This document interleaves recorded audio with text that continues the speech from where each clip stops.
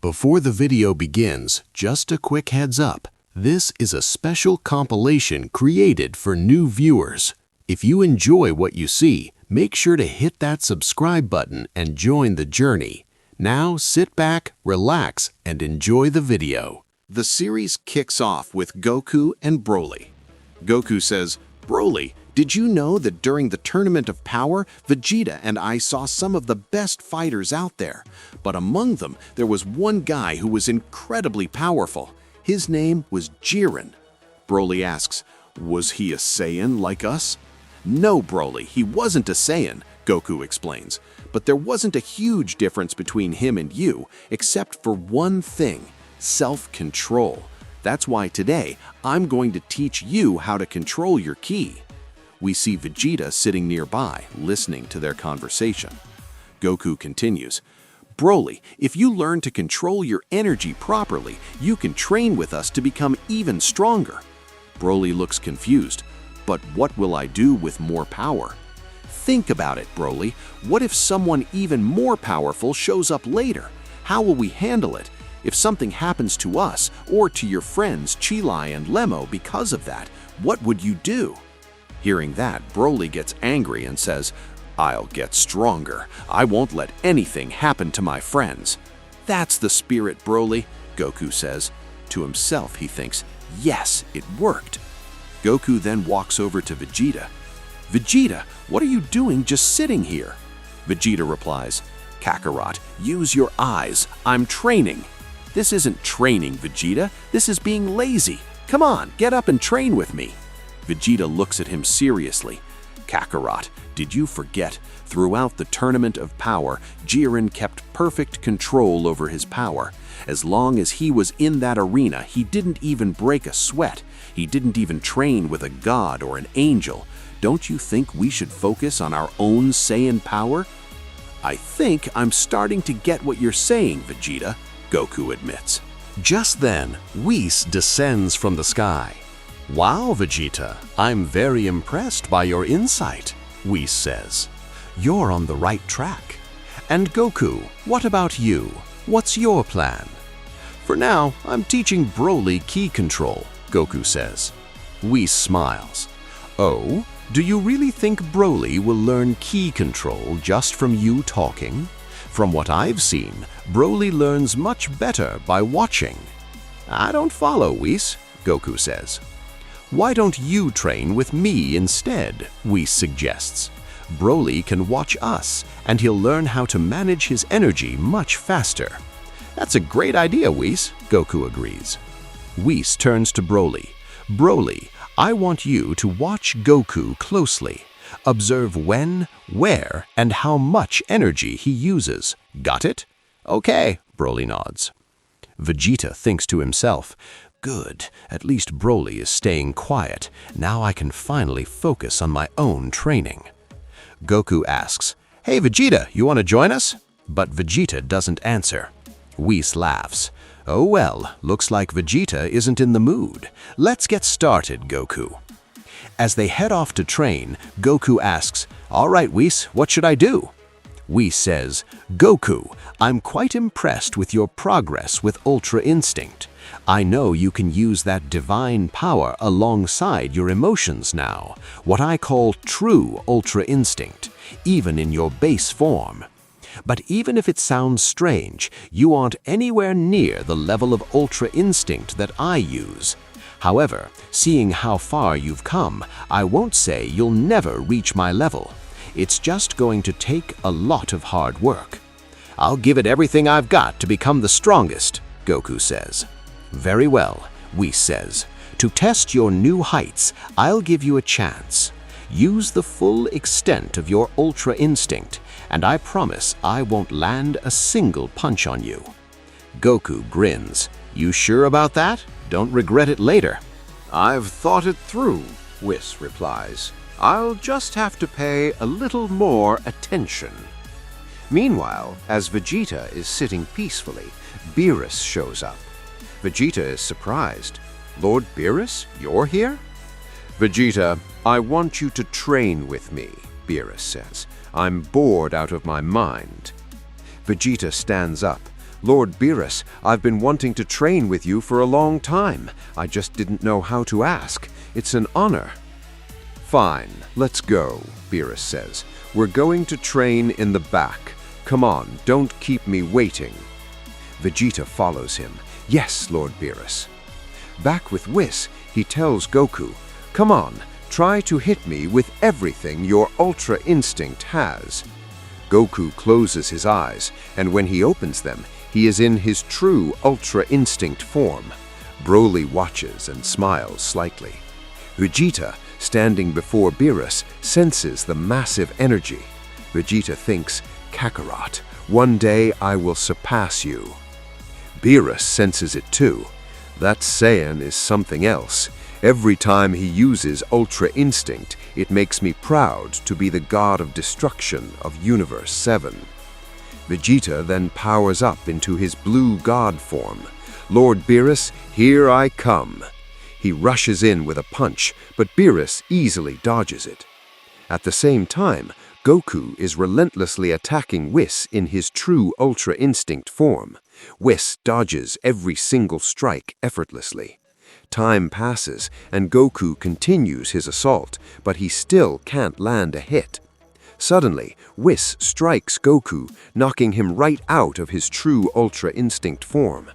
Goku groans in pain. "Whis, you said you wouldn't attack. What was that?" "You got careless, Goku," Whis says calmly.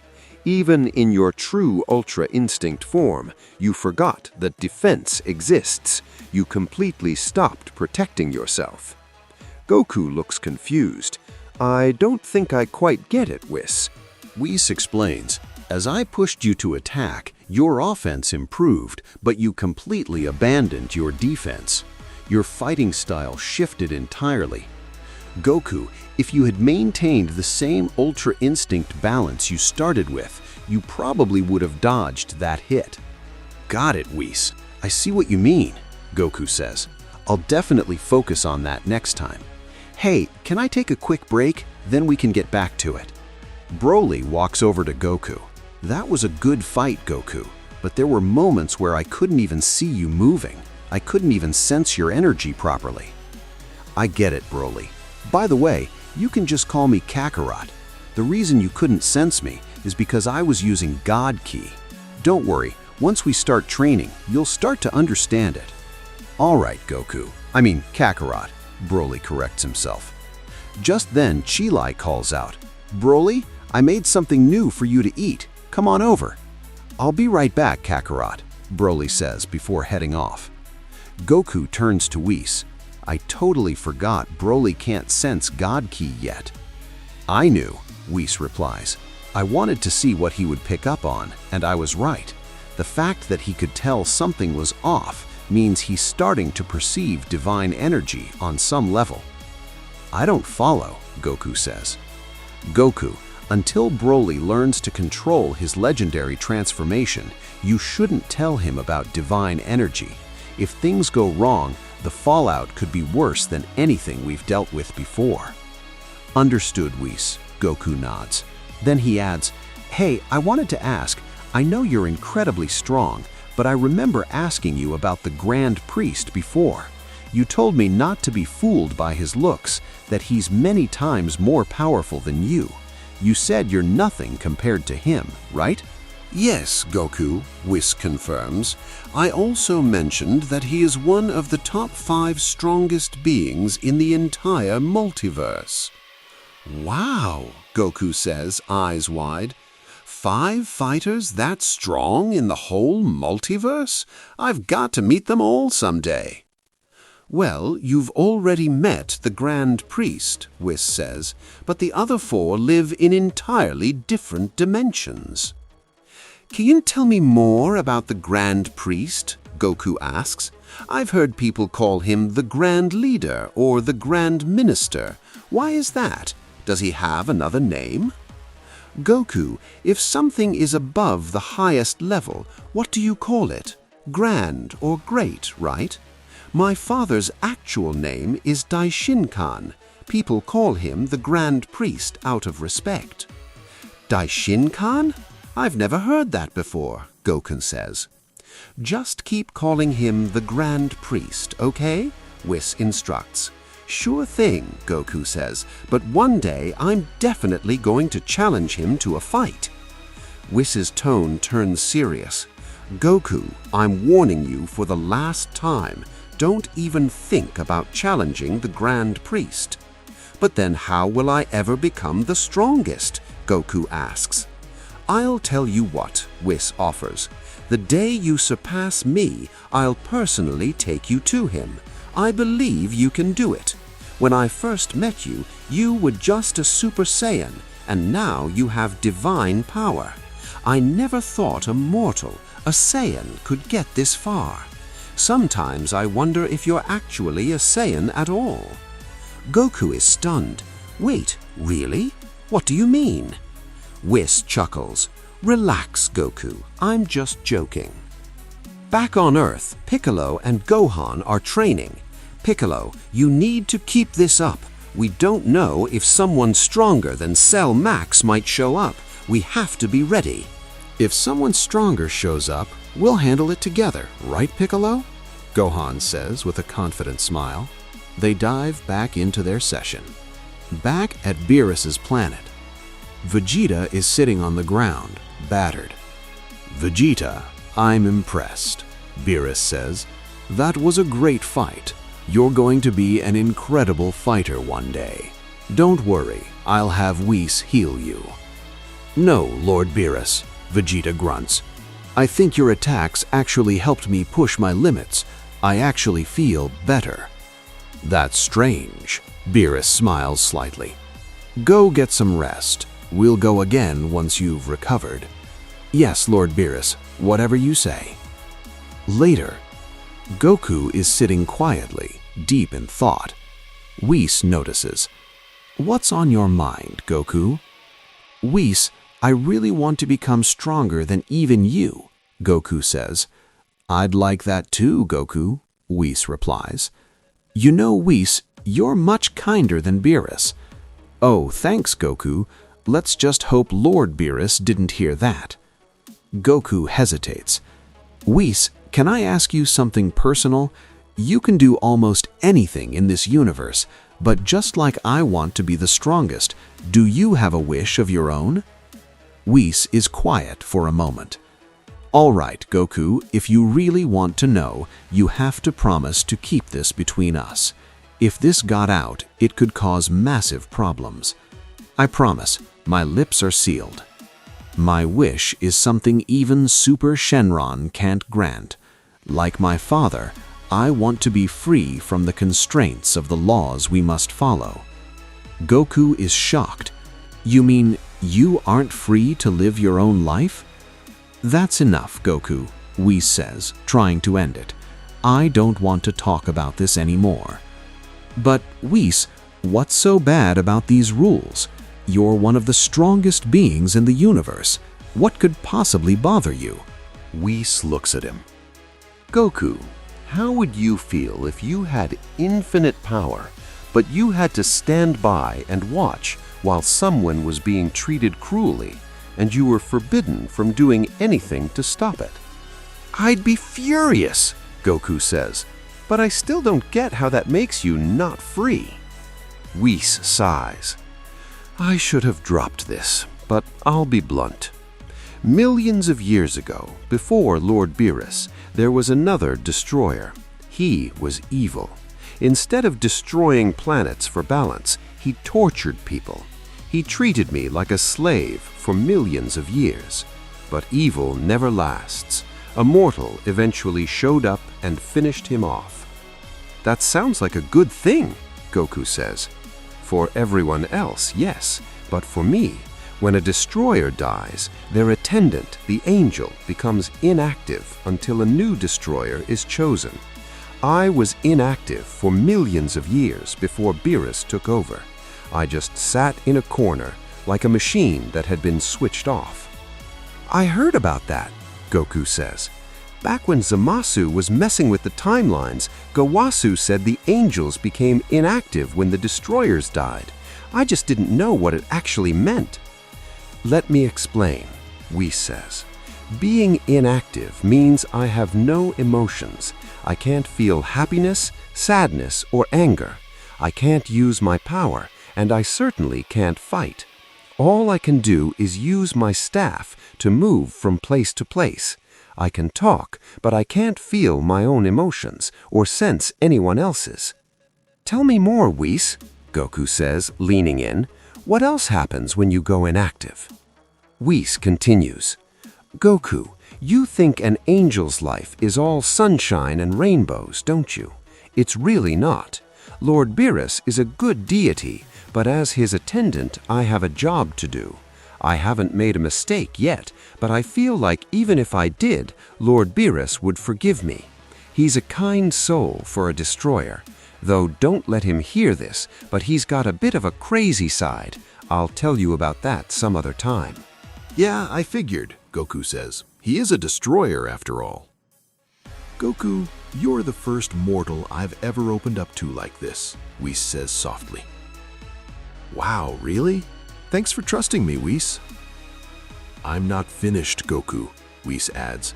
As long as Lord Beerus is around, I'm fine. But I've been doing this for a very long time, and I know this peace won't last forever. You have to understand, this is my entire world. Unlike a mortal, when my time is up, I don't go to some other world. I just exist within these rules and regulations. Goku looks at him determinedly. But Whis, you still haven't told me how you can be free from those rules. I'm never going to tell you that, Goku. I know you. You'd end up in massive trouble trying to help me. I won't have a mortal suffering on my account. Come on, Whis, you can't just drop all this on me and then back out. Why won't you tell me how to break the bond? The answer is simple. I don't want you getting hurt. End of story. I promise, Whis, I won't let anything happen to me. Promises are easy to make, Goku. I'm done talking about this. But Whis looks him in the eye. Do you really want me to leave? Goku pauses. No, I don't want that. You're the reason I've made it this far. Then trust me, Whis. Keep your promise, or things will get very ugly. After a brief silence, Whis asks, Can you make me one more promise?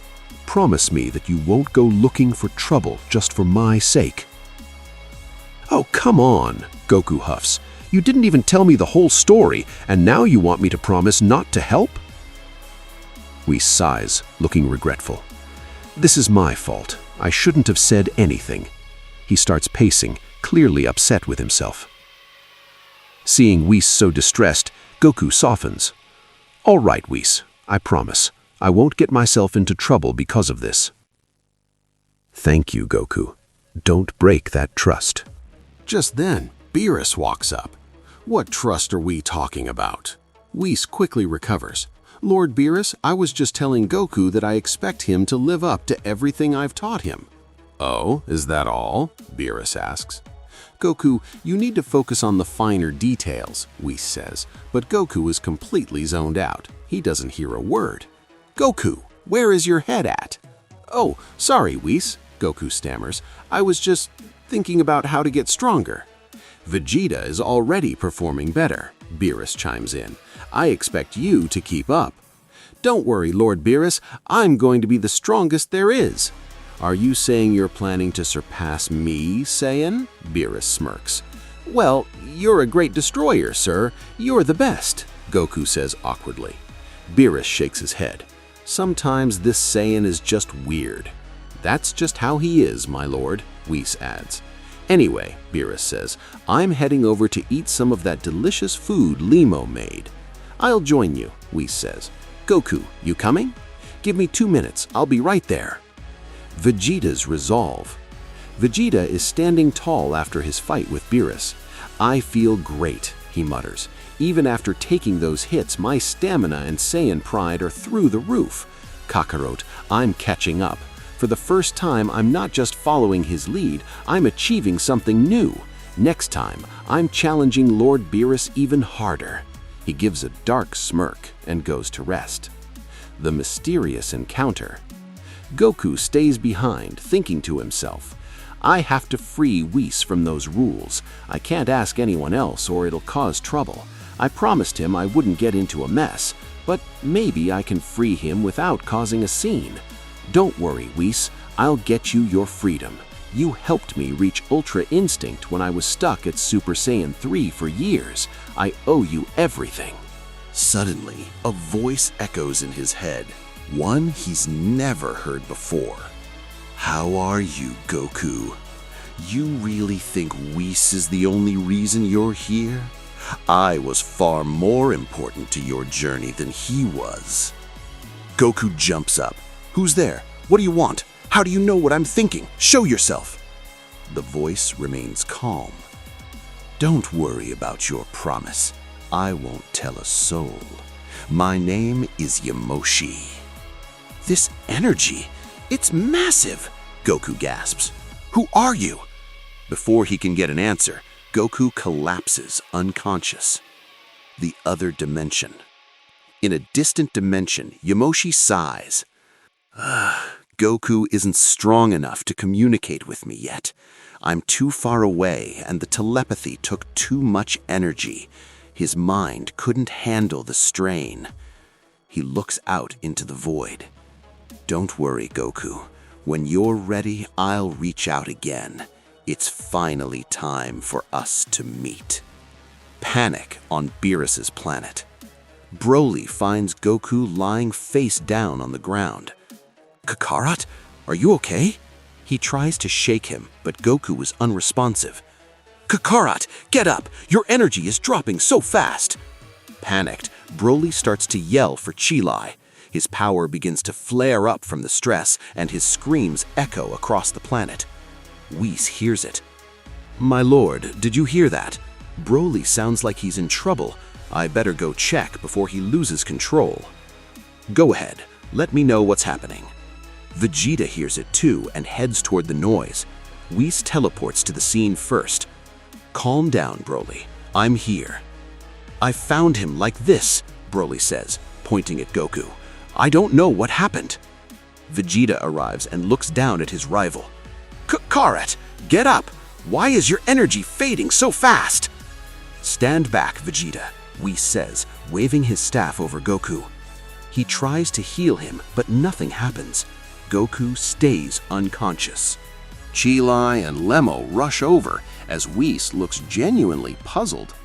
This is strange. My healing isn't working.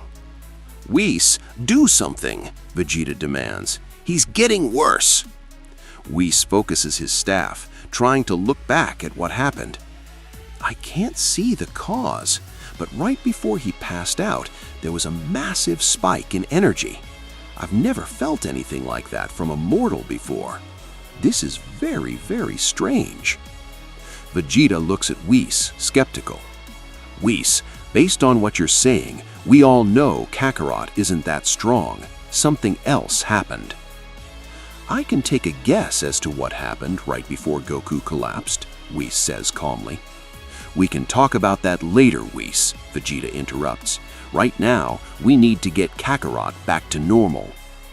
I'm trying, Vegeta, but he's not waking up, Whis says. Everyone, step back, now. What are you planning to do? Vegeta asks. I'm going to use a massive amount of energy to jumpstart his system. Stand back. A blinding light erupts from Whis' staff, surrounding Goku.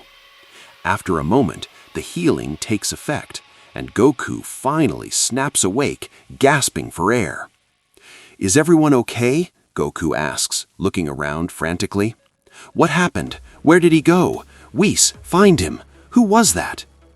Who are you talking about, Goku? Whis asks. Something weird happened, Whis. Someone was talking to me, but I couldn't see who it was. You were unconscious, Goku, Whis reminds. Vegeta steps forward. Let's be real, Kakarot. You were out cold, but right before that, someone was here. Tell me, who was it? I didn't see him, Vegeta, explains Goku. He was unknown. I couldn't see a face, but I could hear his voice clearly. Whis looks at his staff, troubled. This is a first. My staff can't replay what happened in the immediate past, but based on what I can see, I can tell you this. Right before you collapsed, your energy either spiked to an impossible level, or it collided with a terrifying force. My staff can only track you. It can't find a trace of anyone else. But Whis, Vegeta asks, if that much energy was swirling around Goku, why didn't we feel it? Good question, Vegeta, Whis says. I think I know why. If that energy came from outside our multiverse, from another dimension entirely, my staff wouldn't be able to track it. I can see anything inside this multiverse, past or present, but anything from the outside, it's a total blind spot. Whis turns to Goku. So, tell me, what did he say to you? I couldn't see him, but he was reading my thoughts, Goku says. He mentioned something about telepathy. Goku pauses, rubbing his head. Wait, why can't I remember the rest? Whis, why is it gone? If someone was truly there, they probably didn't want their identity known. They're likely in a dimension outside our multiverse. And listen closely, stepping outside the multiverse is strictly forbidden. Anyone who leaves never comes back. Even the Grand Minister or Zeno-sama hesitate to step beyond those boundaries. Vegeta is stunned. What? We've heard of universes and the multiverse, but you're saying there's something beyond all that? I'm not done, Whis adds. My staff is connected to everything within the multiverse. I can see it all. But for this, only Goku has the answers. Goku, even if you don't remember now, tell us the moment something comes back to you. You're the only witness we have. Got it, Whis, Goku says. I'm going to update Lord Beerus on this. Stay alert, Whis says before leaving. Vegeta turns to Goku. Kakarot, did you hear that? Whoever is out there is on a completely different level than us. No doubt about it. Yeah, I get it, Goku says. We need to get a lot stronger. I hate saying this, Kakarot, Vegeta says, looking away. But you need to become even stronger than me. This threat is targeting you, not me. Goku blinks. Wait, did I hear that right? Am I dreaming? You're actually telling me to get stronger than you? Listen, Vegeta says seriously. Whis barely brought you back. While you were out, your energy was vanishing. If you collapse like that again, Whis might be the only person in existence who can wake you up. You looked like you were dying, Kakarot. That's why you need to push past your limits. Vegeta starts to walk away just as Whis and Beerus return. Why does every disaster start in my universe? Beerus grumbles. I've filled in Lord Beerus. I haven't told the Grand Priest yet because we have no proof. Goku's hazy memories aren't enough. Until it happens again, I'm staying quiet. But Goku, you need to get stronger. If I hadn't used extra energy from my staff, you might not have woken up. I won't always be there. Whis signals the three Saiyans to line up. Goku, Vegeta, and Broly stand in front of me. When you transform, your power skyrockets, but in your base forms, you're relatively normal. We need to make your base forms so strong that you can survive a hit from even an interdimensional threat. Whis taps his staff, and a massive dark rock appears. This is the Omni Dark Rock. I think it's time they tested their luck. Whatever you call it, they aren't ready, Beerus says. Goku eyes the rock. The heaviest rock in the multiverse, huh? Omni Dark Rock. Sounds like something Zeno-sama would own. Exactly, Goku, Whis says. It's unique to the multiverse. Whis creates a special surface to hold the rock so it doesn't crash through Beerus's planet. Now, who wants to try first? Just see if you can even nudge it. Goku and Broly immediately take a step back. Vegeta, looks like you're up first, Whis chirps. What? I never said I was going first, Vegeta snaps. Then why are you standing in front? Whis asks. Vegeta looks back and sees Goku and Broly a few feet behind him. Wait, when did you guys move? What can I say, Vegeta? Goku grins. You always keep your eyes closed when you're acting tough. I just took advantage of it. Vegeta glares at Broly. I just followed Kakarot's lead, Broly says simply. Fine, Vegeta yells, powering up. Watch how a Saiyan prince handles a little pebble. He prepares to go blue, but Whis stops him. Base form only, Vegeta. That's the rule. Vegeta sighs, drops back to base, and grabs the rock. He pours every ounce of strength into it. His muscles bulge, and electricity starts crackling around his body as he pushes his base form to its absolute limit. But the rock doesn't even vibrate. Finally, Vegeta collapses, panting heavily. Whis, it's impossible. I can't move it. Good effort, Vegeta, Whis says. My turn. Goku steps up. He grips the rock and strains, his face turning red. He gives it everything he's got, but the rock stays rooted to the spot. As he struggles, a memory flashes in his mind. He thinks to himself, I remember this. My journey started with a rock just like this. Back when I was training with Master Roshi and Krillin, I had to move a giant boulder to prove myself. Everything comes full circle, doesn't it? Goku grips the Omni Dark Rock, teeth gritted. I did it once with a regular boulder under Master Roshi, he thinks. That was the start of everything. Now my new journey starts with this. He pushes his base form to its absolute limit.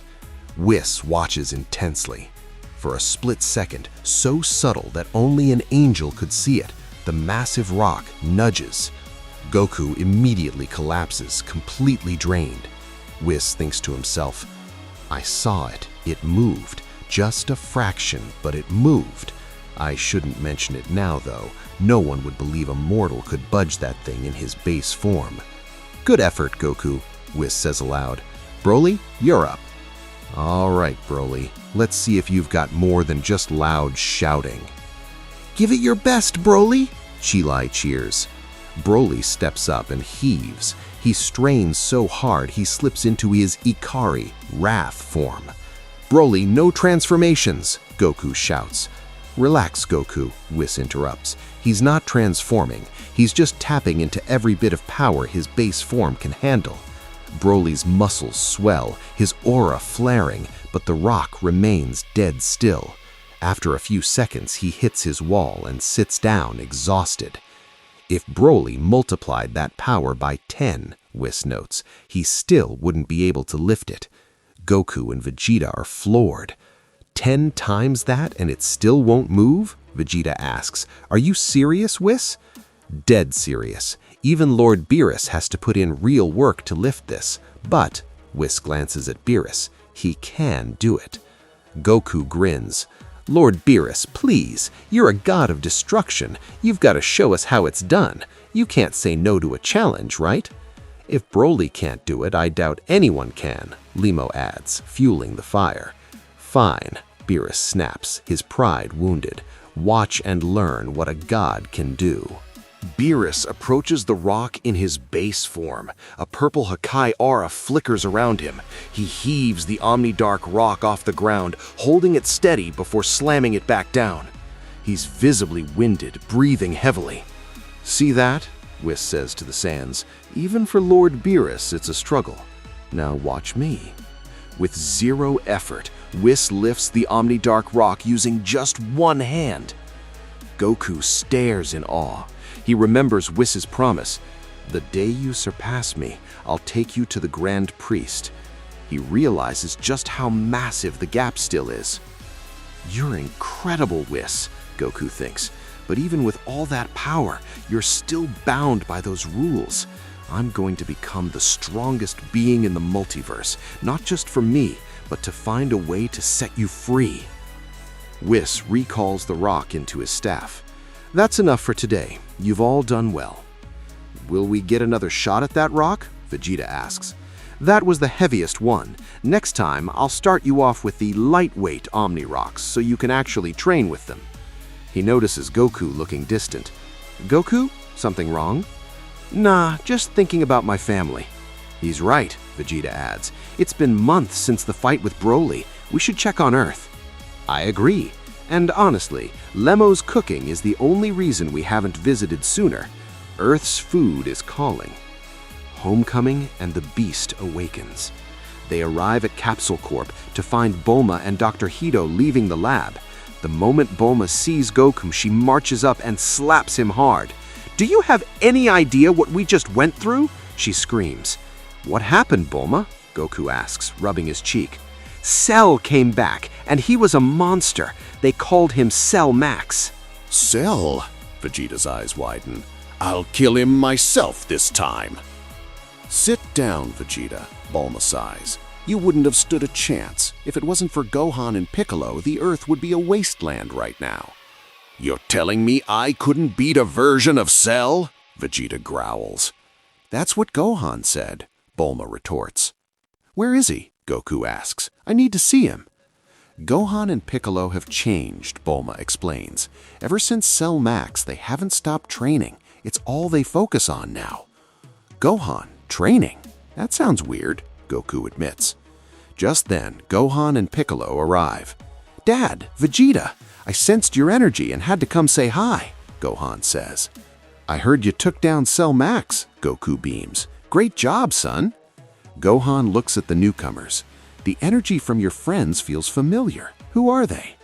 Gohan, this is Broly. He's a Saiyan, just like us, Goku introduces them.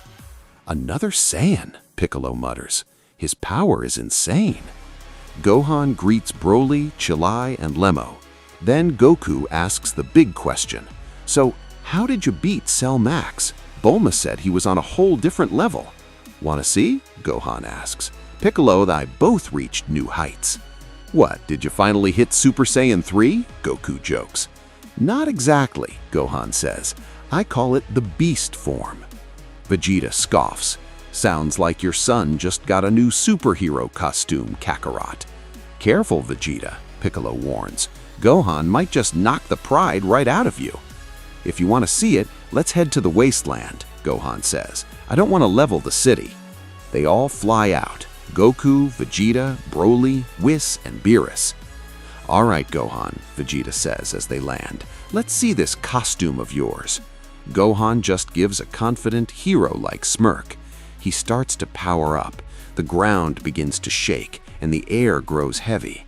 Whis's eyes widen. My lord, this energy is off the charts. Beerus looks genuinely stunned. I don't believe it. Is all of this really coming from a mortal? Whis smiles. Yes, my lord. There's no doubt we're about to see a very impressive transformation. Goku and Vegeta stand frozen, staring at Gohan as his power surges to impossible heights. Even Broly can't take his eyes off him. Vegeta clenches his fists, his body trembling. What is this? He thinks. Why are my legs shaking? This can't be happening. Am I dreaming? Goku mutters. I can't believe this much energy is coming from Gohan. Then it happens.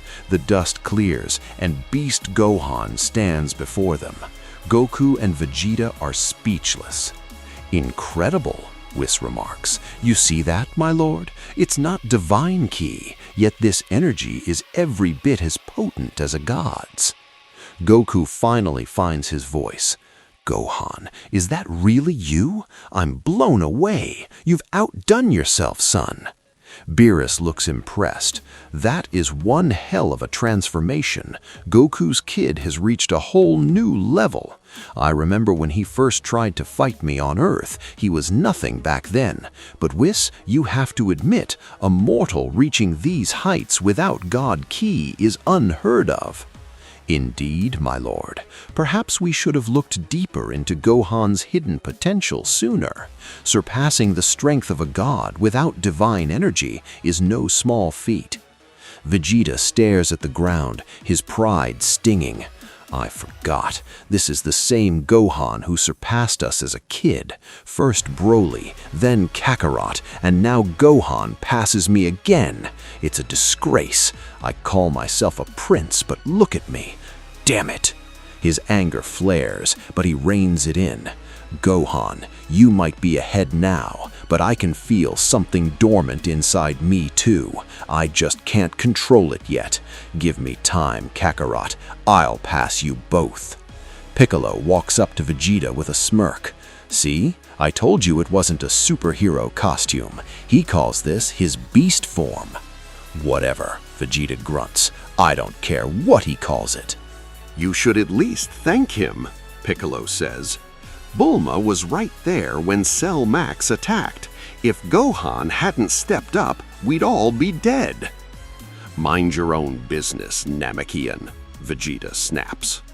Goku chuckles. Easy, Piccolo. Vegeta's changed. He just doesn't like admitting it. I haven't changed a bit, Kakarot, Vegeta barks. Piccolo turns to Vegeta. Actually, Vegeta, I have something to show you too. Gohan isn't the only one who's been busy. What?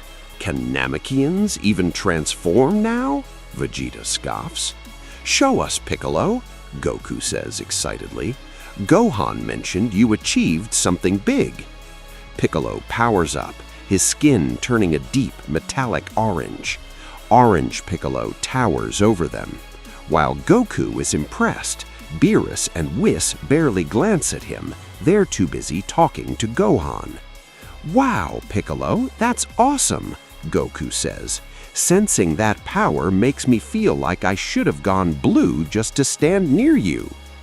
Glad to hear my power is at least worth a blue god's attention, Orange Piccolo replies. Vegeta watches silently.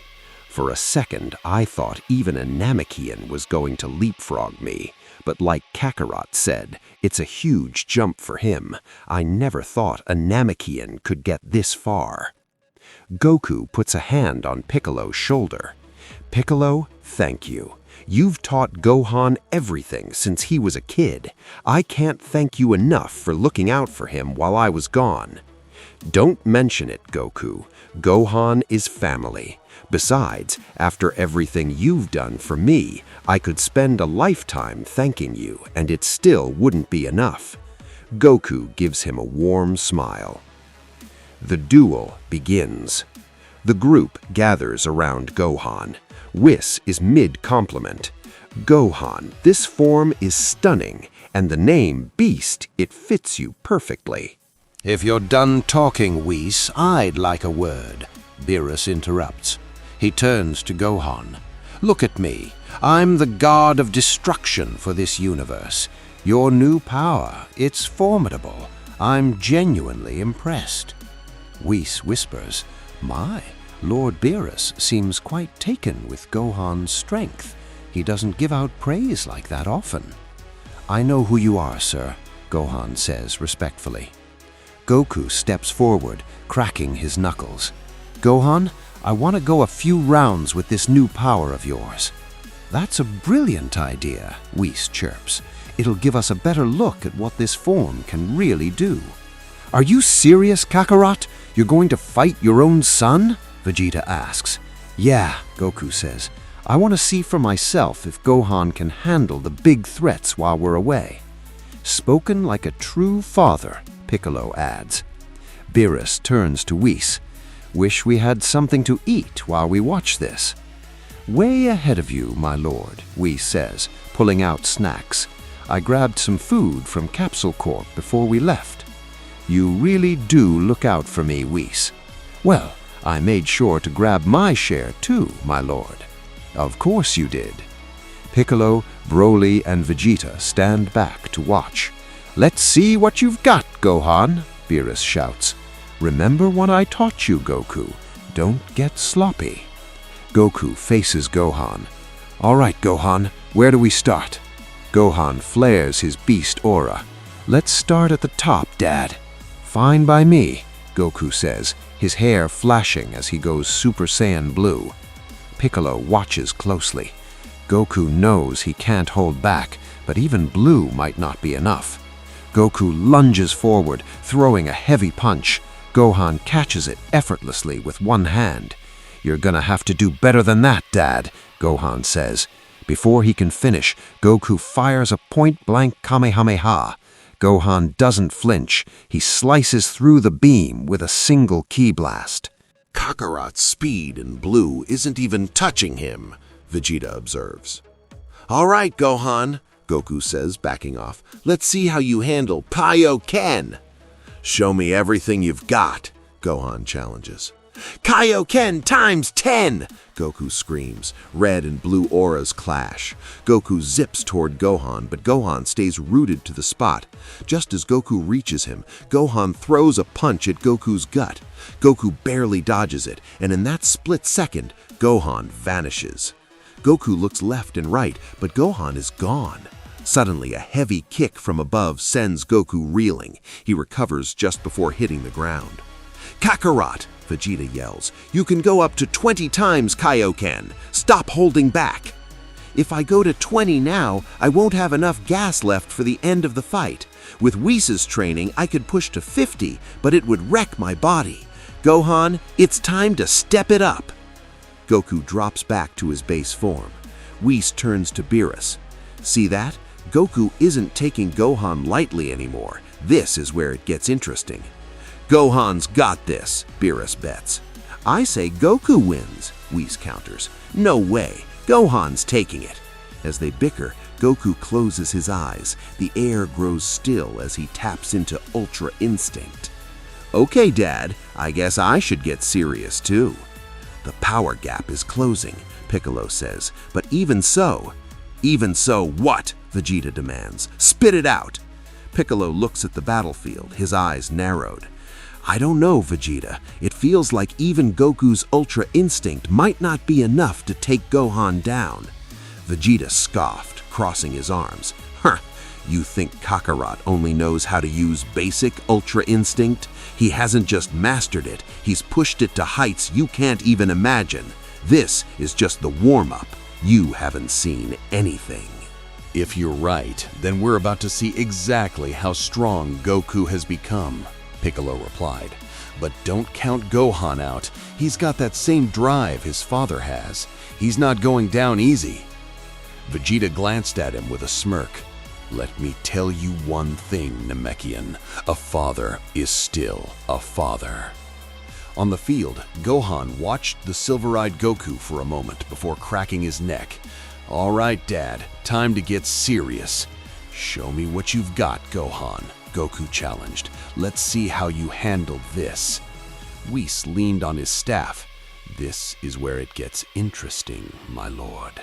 "Heads up, Dad!" Gohan yelled, unleashing a barrage of ki blasts with one hand. Goku's eyes widened, fast. Even in Ultra Instinct, Goku found himself straining to dodge. "This is a first," Goku thought, as he flipped through the air. "Usually my body just moves on its own, but Gohan's speed is making me actually have to think about my next move. You're exceeding every expectation, son." A couple of blasts managed to clip Goku's shoulder, but he brushed them off. Vegeta noticed immediately. Damn, Gohan's not just strong, his speed is unreal. Goku decided to close the gap. Instead of just dodging, he started swatting the blasts aside, charging straight for Gohan.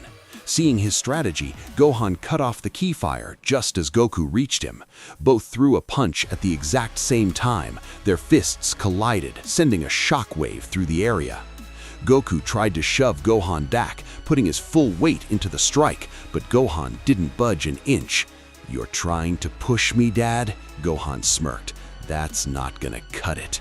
With a sudden burst of strength, Gohan shoved back. Even in Ultra Instinct, Goku was sent flying. He skidded backward, heading straight for a massive rock formation.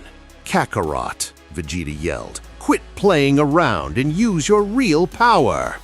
As Goku slammed into the rocks, a massive cloud of dust erupted. Gohan stepped out of the haze, waiting. Suddenly, a massive surge of silver light blew the dust away.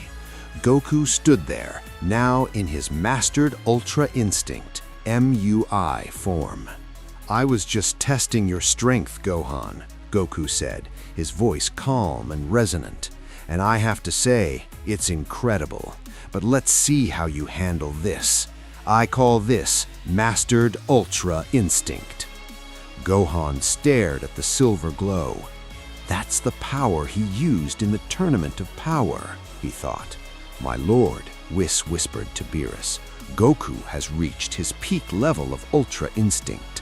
Whenever this Saiyan taps into those depths, it makes me proud to be the destroyer of Universe 7, Beerus said, though he tried to act cool. Oh, a moment ago you were rooting for Gohan, Whis teased. I was just being encouraging, Beerus stammered. My lord, there's a chameleon on your head, Whis said deadpan. What? How dare he? Where is it? I'll Hakai him right now. Beerus panicked, swatting at his head, while Whis burst into laughter. Oh, very funny, Whis. I get it. Now stop laughing. Back on the field, Gohan watched Goku's MUI form. Finally, now I get to see what my new power can really do. Here we go, Piccolo muttered. Gohan's been waiting for this. What do you mean, waiting? Vegeta asked. After Cell Max, Gohan said that even if you and Goku had been there, you might not have won. I guess we're about to find out if he was bragging or telling the truth. Vegeta's expression shifted. So Bulma wasn't kidding. Well, maybe MUI Kakarot couldn't have beaten Cell Max back then, but Piccolo, you're forgetting one thing. It's been a while. Kakarot isn't the same man he was. He can go even beyond mastery now. You think so? Piccolo asked, genuinely curious. Gohan didn't wait. He lunged at MUI Goku with a heavy punch, but Goku flowed around it like water. Goku countered with a kick, but Gohan ducked just in time. The two became blurs of motion, striking and dodging at speeds the others could barely follow. Because of MUI, neither could land a clean hit. It was a perfect stalemate of reflexes. Goku backed off and fired a relentless stream of ki blasts from both hands. Even in MUI, Goku was having a hard time keeping the pressure on. Gohan realized the long-range game wasn't working, so he charged through the blasts, taking the hits to get close. Goku smirked and used instant transmission, appearing directly behind Gohan. He went for a roundhouse kick, but Gohan anticipated it and teleported as well. Gohan reappeared behind Goku and landed a double-fisted strike that sent Goku crashing to the ground. Goku rolled and sprang back to his feet, but Gohan was already gone again. He reappeared behind Goku, standing perfectly still. You're gonna have to try harder than that, Dad, Gohan said. Goku spun around and saw Gohan enveloped in a violent red and white aura. The sheer volume of energy pouring out of him was staggering. Goku couldn't help but smile. All right, Gohan, you forced my hand. Now you're going to see what happens when I stop holding back. You mean you weren't already? Gohan asked, half joking. Whis turned to Beerus. I have to admit, I thought MUI would be enough to handle the beast, but Gohan is pushing Goku to a place I didn't expect. Mastered Ultra Instinct might actually be falling short here. I never thought Gohan's beast form could actually overpower Goku's Mastered Ultra Instinct, Whis noted. He was holding back a massive amount of power, even while transformed. Beerus nodded in agreement. I have to hand it to the kid. He forced Goku to go even beyond mastery. Goku stood there in his MUI state, eyes closed. As he prepared to open them, Whis felt a shift.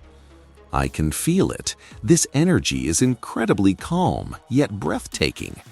My lord, it looks like Goku has finally decided to tap into true Ultra Instinct. I've been waiting for this, Beerus said, though he didn't take his eyes off Gohan. But Gohan isn't someone you can just ignore anymore. Gohan watched his father intensely. Goku opened his eyes, now fully in his TUI form. So Dad, Gohan smirked, you were hiding your full strength too. Let's see how you handle this level, Gohan, Goku replied. In a split second, TUI Goku landed a punch so fast Gohan barely threw up a block. Even then, the sheer force sent Gohan flying back into a massive rock formation. Piccolo watched as the dust settled. The power gap looks equal now, but Gohan is definitely going to struggle. Gohan roared, powering up to clear the debris. Gohan, I want everything you've got, Goku yelled. Show me your absolute limit. Gohan charged in, but as he reached Goku, he surprised everyone by unleashing a barrage of ki blasts at point-blank range. It was a clever move, but TUI Goku danced through every single blast effortlessly. He's too fast, Gohan thought. Even from this close, I can't touch him. He stopped the blasts and switched to a flurry of punches. Goku dodged at first, but the pressure started building. Eventually, Goku had to stop dodging and start blocking. The impact of their fists sent arcs of electricity across the sky. Vegeta watched from the sidelines, his eyes wide. What insane energy! Once I get a handle on my own power, I'm coming for both of you. Gohan's relentless assault finally found a gap. His fist grazed Goku's cheek, leaving a small scratch. Goku skidded back, touching the mark. You see that, my lord? Whis smiled. Gohan's plan worked, even if it was by a hair. We're finally seeing what this boy is made of. I found the weakness in your Ultra Instinct, Dad! Gohan shouted. Goku just smiled. You're close, Gohan, but you haven't won yet. Goku lunged forward, launching his own counterattack. This time, Gohan couldn't keep up. He took several heavy hits before firing a massive ki blast to push Goku back. Gohan could handle MUI, Piccolo observed, but TUI might be too much for him. Gohan panted, feeling the drain. Dad's on another level. He's always one step ahead. Goku sensed Gohan's hesitation. What's wrong? Giving up already? I know you have more in you. Look deeper, Gohan. I'm sorry, Dad, sighed Gohan. I think I've hit my limit. Goku knew he had to push him. If you're quitting now, Gohan, then I'm disappointed. If you can't even stand up to me, I'm done. I won't even speak to you again. Gohan's expression went cold. Fine, Dad, you asked for it. I won't hold back anymore, just like you didn't hold back before the Tournament of Power. Gohan's aura exploded. He lunged and landed a brutal gut punch. The first time a hit landed cleanly on TUI Goku. Stunned and slightly annoyed, Goku retaliated with a heavy kick, but Gohan caught himself. Gohan charged in again, but as Goku dodged a kick, he realized too late it was a distraction. Gohan was already behind him, charging a special beam cannon. Goku spun around, instantly charging a Kamehameha. The two massive beams collided, shaking the entire planet. Gohan's aura is taking over his beast form, Whis explained. His power is unstable, but it's surging. Goku's provocation worked too well. The beams struggled for dominance. Gohan, fueled by raw emotion, started pushing Goku back. Goku poured everything into his TUI form, regaining ground, but Gohan let out a final roar. The beast power surged, and the special beam cannon swallowed the Kamehameha. Goku barely dodged the blast as it sailed past him. Both fighters dropped to their knees, reverting to their base forms, completely exhausted. Your strength is insane, Gohan, Goku gasped, breathing hard. You've definitely got me beat there.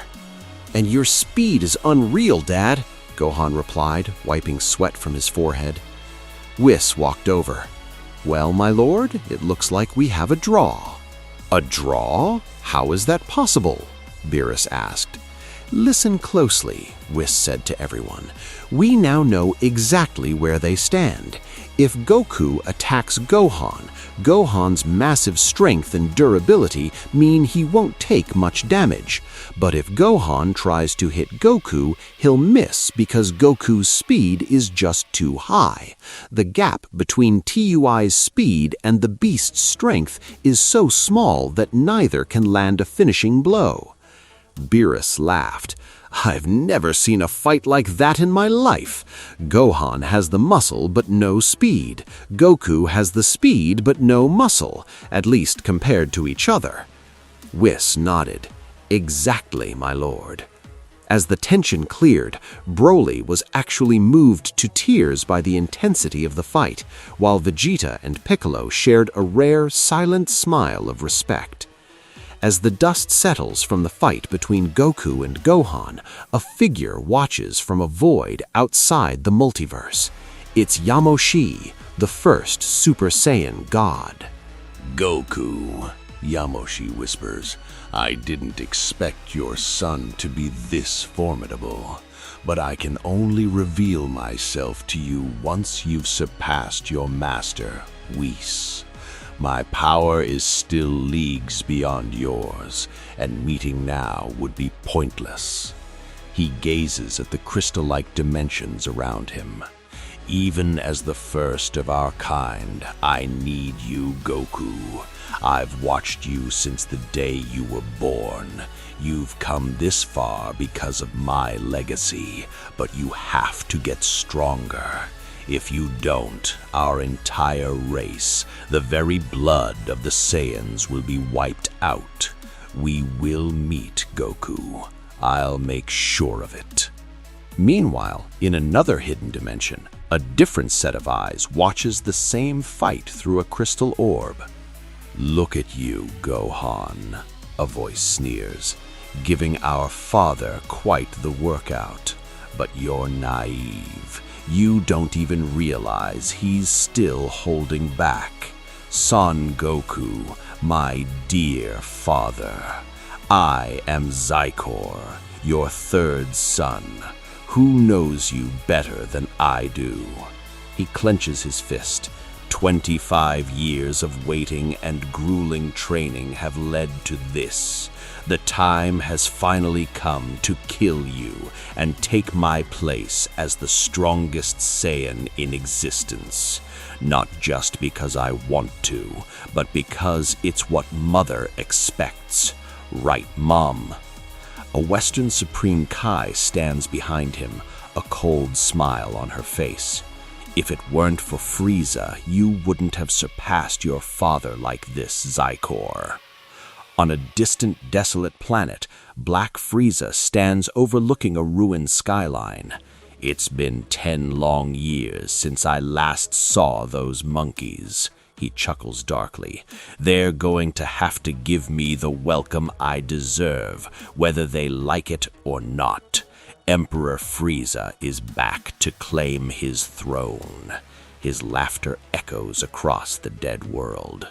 Family ties and hidden intentions. Back on Earth, Goku turns to Gohan, patting him on the shoulder.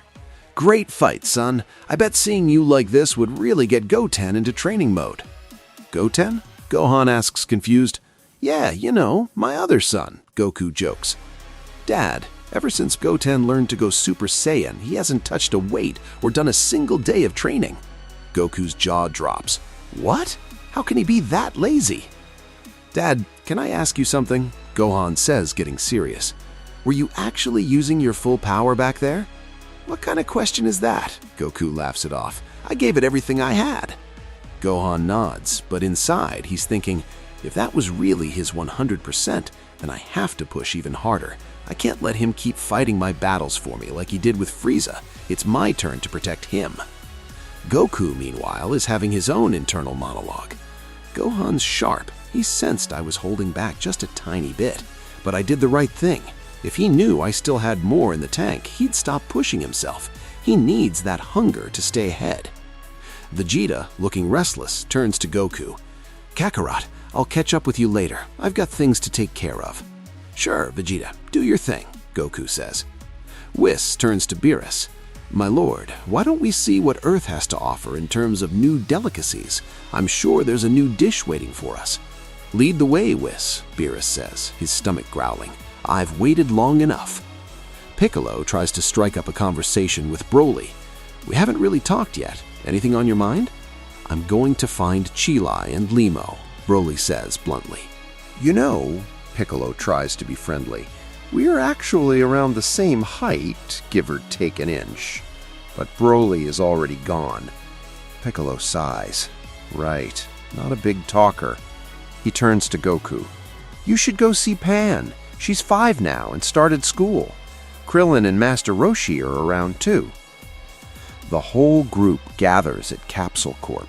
While everyone is enjoying the feast, Goku reunites with Pan and then immediately gets an earful from Chi-Chi for being gone so long. Relax, Chi-Chi, Krillin tries to intervene. He was just training. Goten runs up, looking much taller. Dad, it's so good to see you.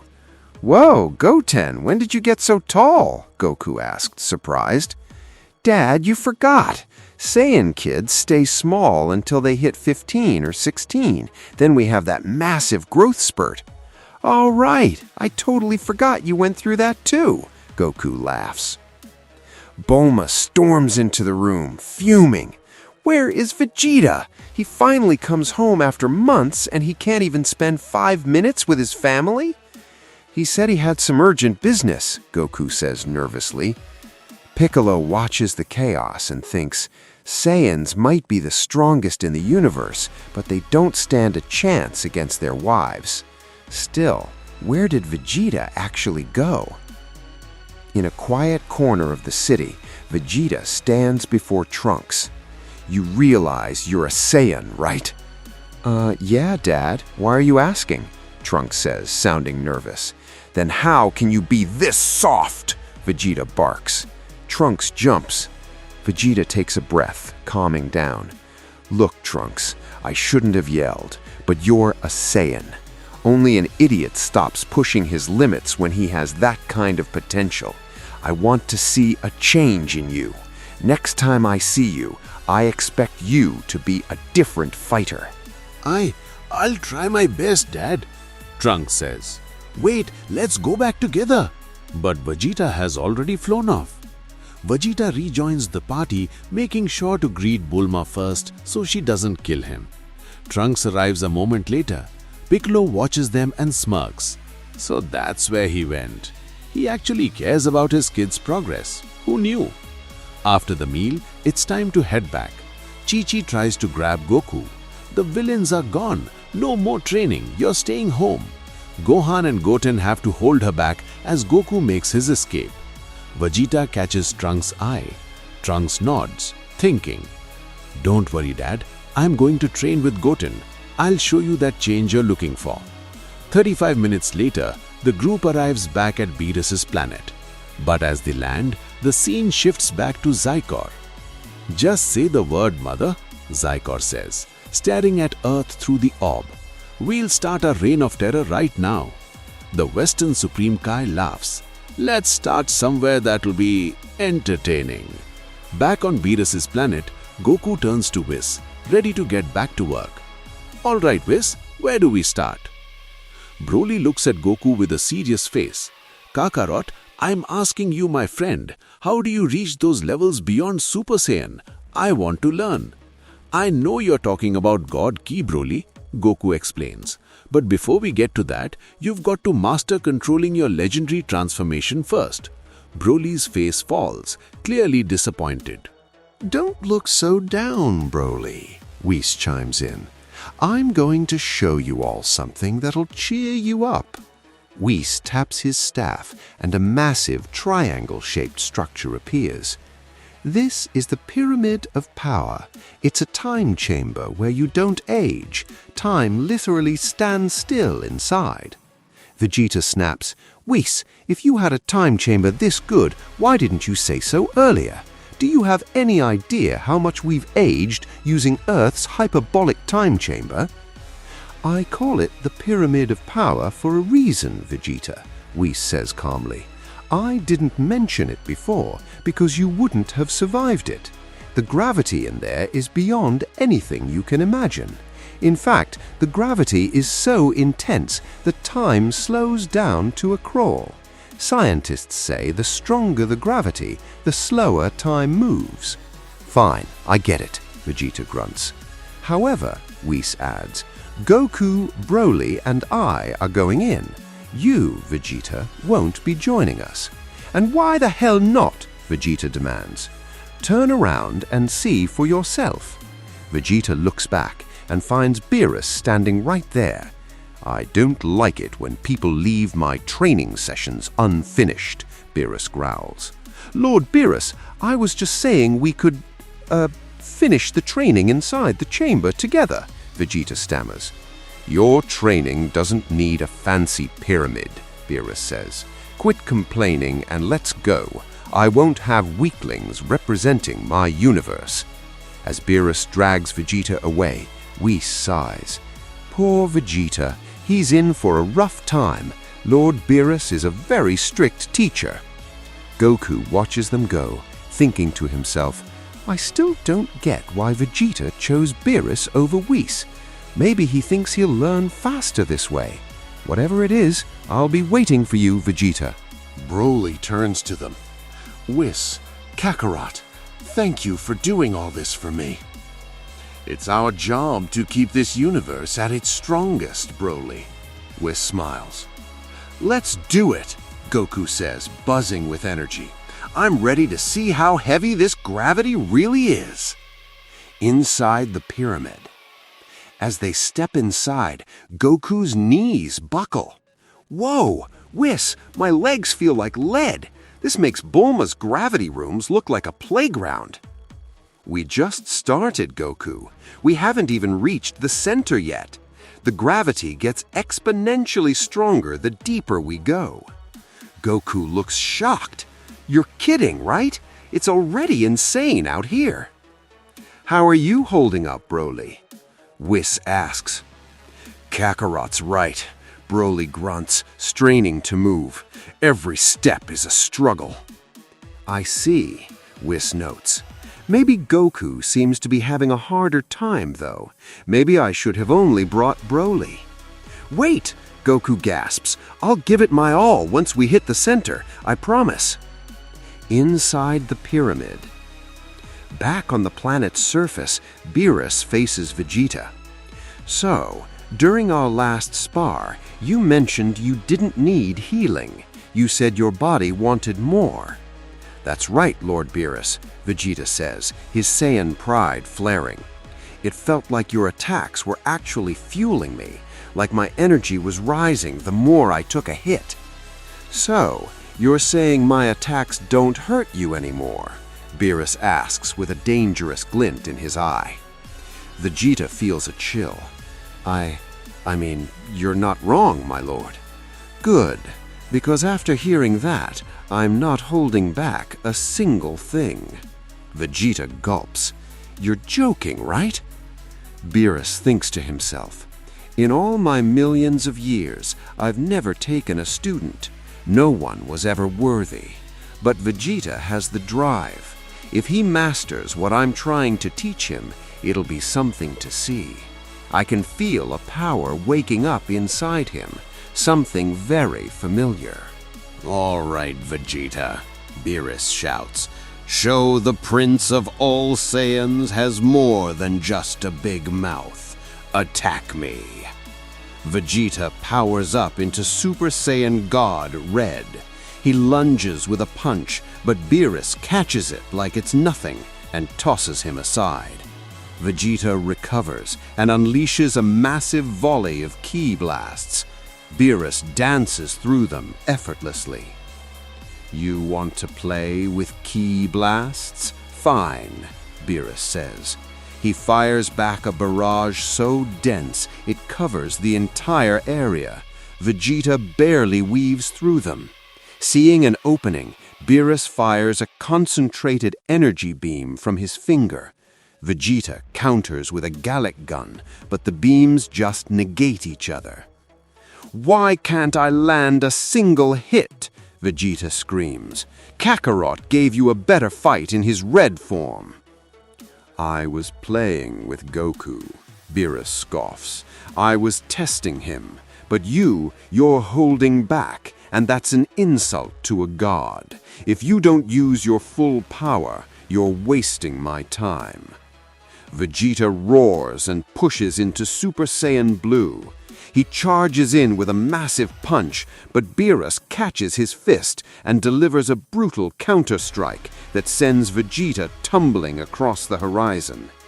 Last time I landed a punch, he was just dodging. He's serious now. I have to be perfect. Vegeta tries to use instant transmission to get behind Beerus, but the destroyer is faster. He spins and blocks the strike instantly. Beerus begins a relentless assault, pummeling Vegeta from every angle. Vegeta takes hit after hit, but refuses to back down. Finally, a massive kick sends him cratering into the ground. Vegeta fires a final flash from the middle of the dust cloud. Beerus blocks it with both hands, unfazed. Vegeta teleports for one more kick, but Beerus is already gone. If you keep fighting like this, you won't even scratch me, Beerus says. I've been a destroyer for millions of years. Your little tricks don't work on me. Vegeta drops to his base form, taking a deep breath. Fine, Lord Beerus. I'll fight until my last breath. He roars, his aura turning a deeper, jagged blue. He pushes past his limits into Super Saiyan Blue evolution. Beerus smirks. Now we're talking. Let's see if that power can actually make me lose control. Vegeta stands in his blue evolution form, his mind racing. I remember Whis telling me once, if Lord Beerus ever truly loses control, no mortal can stand against him. They wouldn't even last a second. Beerus snaps him out of his thoughts. What's the matter, Saiyan? Come on, let's see how much power that new form actually packs. Vegeta doesn't wait. He charges at Beerus with everything he's got. Beerus stands perfectly still, waiting. Just as Vegeta gets within range, Beerus throws a massive punch. Vegeta manages to cross his arms and block it, but the impact sends a jolt of pain through his entire body. That much power from a single punch? Vegeta grunts, his teeth gritted. Tell you what, Vegeta, Beerus smirks. I'll make you a bet. I won't let a single one of your attacks land on me. I want you to feel the true gap between a mortal and a god. But if you actually manage to hit me, I'll admit you're a top-tier fighter. Just don't expect any handouts. Before Vegeta can even respond, Beerus unleashes a relentless barrage of punches. Vegeta tries to keep up, blocking where he can, but a few heavy strikes break through his guard. Because Beerus is actually taking this seriously now, each blow feels like a mountain crashing into him. The pain and the pressure push Vegeta over the edge. Lord Beerus, what the hell is your actual strength? He roars in frustration. I don't get it. Why can't I even handle your basic strikes? Vegeta snaps into a blind rage, his energy exploding outward. The sudden surge of power actually manages to push Beerus back a few steps. Dark blue electricity crackles around Vegeta as his aura deepens into an even darker shade. Beerus just looks at him, unfazed. Is that it, Saiyan?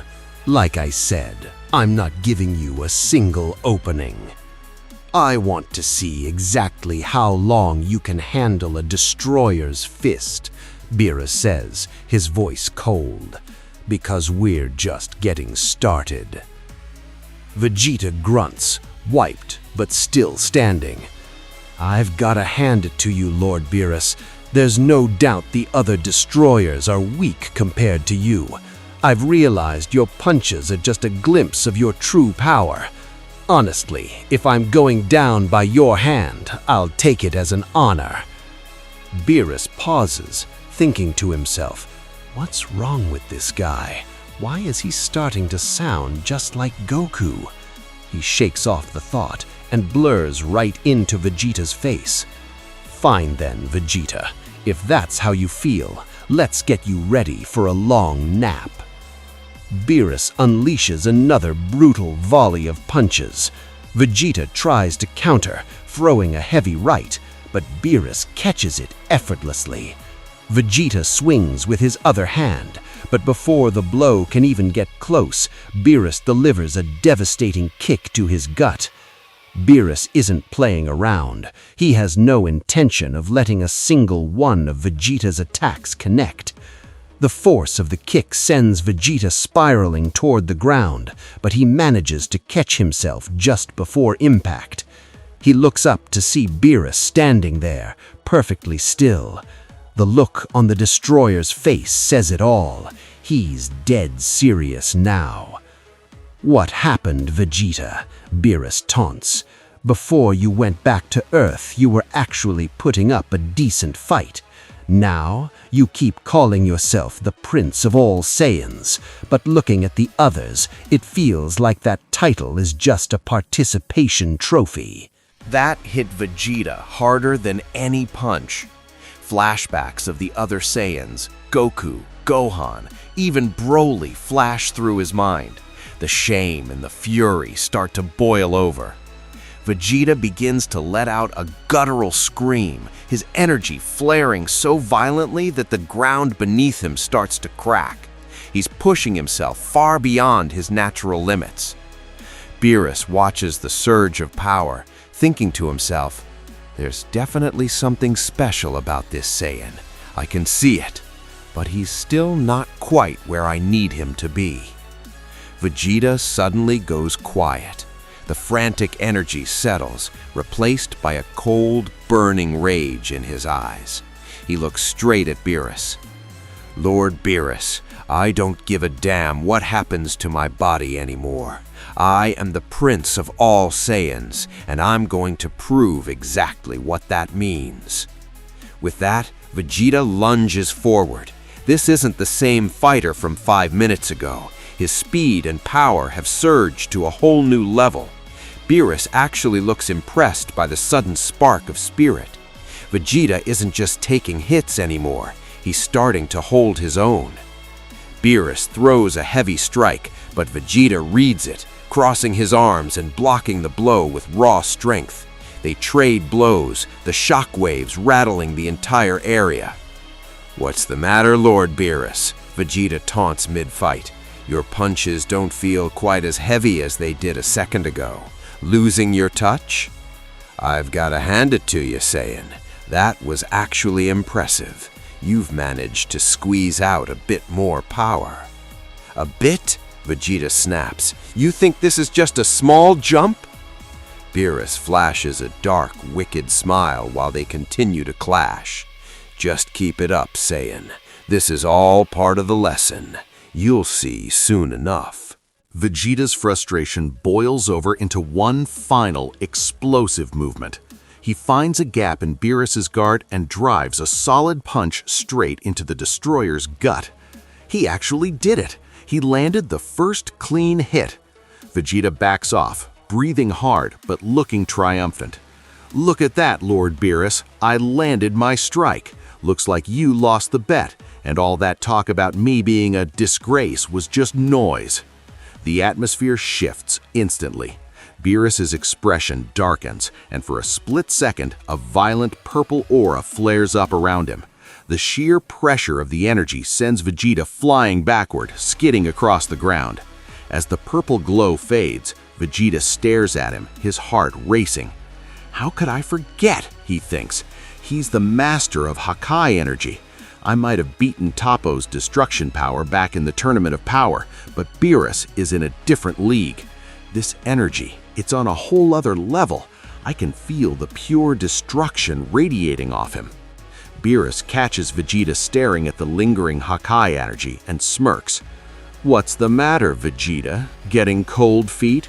I have to admit, I didn't think you'd actually land a hit on me against my own rules. You proved me wrong." Beerus starts walking toward him, a dangerous glint in his eye. But as a god of destruction, I can't just let a strike like that go unanswered. It's only fair I pay you back." Before Vegeta can even blink, Beerus whips his tail around, slamming it into Vegeta's back with bone-shattering force. Vegeta freezes. For a second, the world goes silent. Internalizing the pain, he thinks, "In my entire life, I have never been hit that hard. I can't even put this pain into words." Then, the agony hits him all at once. Vegeta lets out a guttural scream, collapsing to the ground and clutching his back as he writhes in the dirt. Beerus just stands there laughing. "That right there, that's my personal favorite. I call it the whip strike." He continues to chuckle as Vegeta groans on the floor. "One day," Vegeta thinks through gritted teeth, "one day I'm going to return the favor.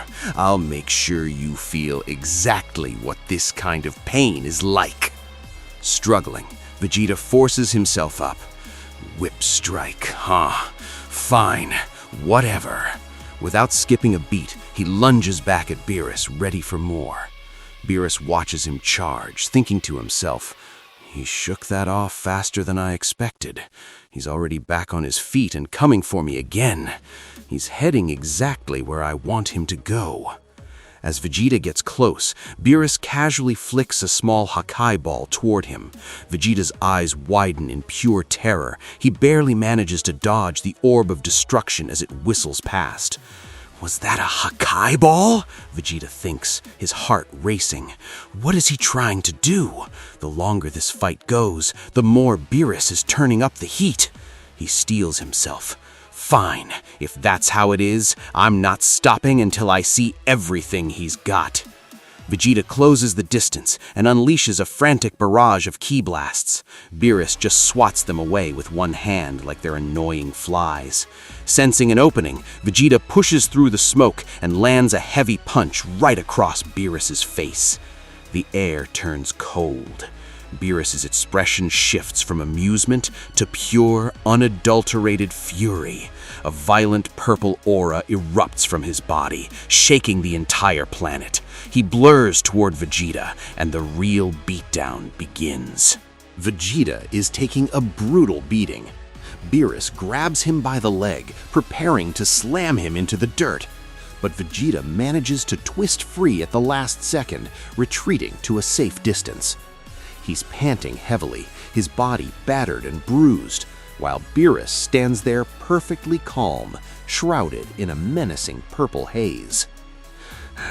"I have to hand it to you, Lord Beerus," Vegeta gasps. "You've been hiding your true strength from us, from every mortal in existence." Determined not to stay down, Vegeta cups his hands, gathering every ounce of his remaining energy.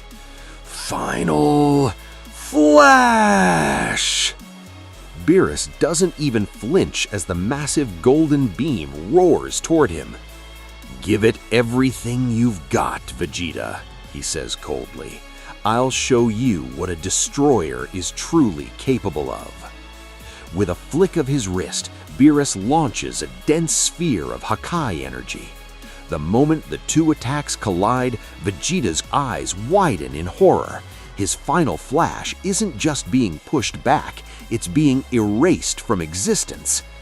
"More! I need more!" Vegeta screams, pouring his soul into the blast. But it's useless. The Hakai energy eats through his attack like it's nothing. Beerus watches him struggle, completely unfazed. "You see now, Vegeta? Against the power of a destroyer, you're nothing. Try harder." Vegeta finally cuts the beam and drops to his base form, staring down at his trembling hands. Is this it? Is this all I can do?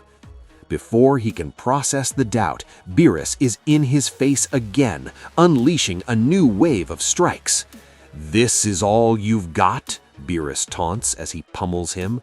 "I took you on as a student, and you're giving up this easily? Some prince you are. You're nothing but a rookie." The insults cut deeper than the punches. Deep inside Vegeta, something snaps. For a split second, a violent purple aura flares around him, pure destruction energy. But just as quickly, it fades, and he reverts to Super Saiyan Blue evolution. Beerus stops, looking intrigued. What was that? His energy just spiked, and that feeling, it was familiar. But Vegeta isn't listening anymore. Fueled by pure, unadulterated rage, he launches a counteroffensive so fast that Beerus actually struggles to keep up. Vegeta starts landing blow after blow, his punches connecting with such ferocity that the god of destruction finds himself unable to block. "Enough!" Beerus roars, finally losing his temper. He catches Vegeta by the face mid-swing, slams him into the ground, and drags him across the rocky terrain before hurling him into the dirt with bone-shattering force. The impact of Beerus's last attack is so brutal that Vegeta is forced back into his base form. He lies there in a state of complete shock. Lord Beerus, he's no ordinary deity, Vegeta thinks, his vision blurring. That destructive energy was off the charts. Was that his full power, or was he just... Before he can finish the thought, the world goes black and he loses consciousness. Beerus looks down at the fallen prince and then turns to Limo. "Limo, you got anything for me to eat? Since Vegeta's out cold, I might as well grab a bite. I'm starving. Move it!" "Right away, Lord Beerus," Limo stammers. "I'm on it." The heart of the pyramid. Meanwhile, inside the Pyramid of Power, Whis, Goku, and Broly have finally reached the very center of the chamber. The gravity here is so intense that Goku isn't even standing. He's pinned to the floor, struggling just to breathe. Every time he tries to push himself up, the sheer pressure makes every vein in his body pop out. Whis looks down at him, completely unfazed. "What's the matter, Goku? I thought you said you'd give me your best once we hit the center. Right now, you can't even stand up." A few yards away, Broly is struggling just as much. Every muscle is strained to the limit, his veins bulging as he forces himself to take one agonizing step at a time. "Well," Whis notes, watching Broly, "at least I'm glad to see Broly can still stay on his feet." Goku catches a glimpse of Broly's determination. "If he can do it, then so can I." Gritting his teeth, Goku fights against the crushing weight, his muscles screaming until he finally manages to force himself upright. By the time Goku is standing, Broly has made it all the way over to Whis. "Don't stress it too much," Whis tells them. "Give it a little time and your bodies will adjust to the pressure. Like I told you, this is the Pyramid of Power. Time is frozen here, but the gravity is relentless. I have to say, Goku, you stood up faster than I expected. You and Broly both continue to blow past my expectations." Goku, still shaking from the effort, looks at Whis. "Hey, Whis, are you even feeling this gravity, or is it just us?" "My situation is a bit different from yours, Goku," Whis smiles. "I don't follow," Goku pants. "Think of it this way," Whis explains. "To me, this gravity is nothing. I can feel it, sure, but it has absolutely no effect on my body. It's like a light breeze to an angel." Goku stares at Whis in disbelief. "What? You've got to be kidding me, right, Whis?" Now, Goku," Whis says, waving a hand. "Let's focus on why we're actually here. It's time to get to work." He looks over at the two Saiyans. "I could have sent you both in here alone, but Broly needs to learn the ways of God Ki. To do that, he first has to master his legendary transformation. I came along because I know how easily Broly can lose control.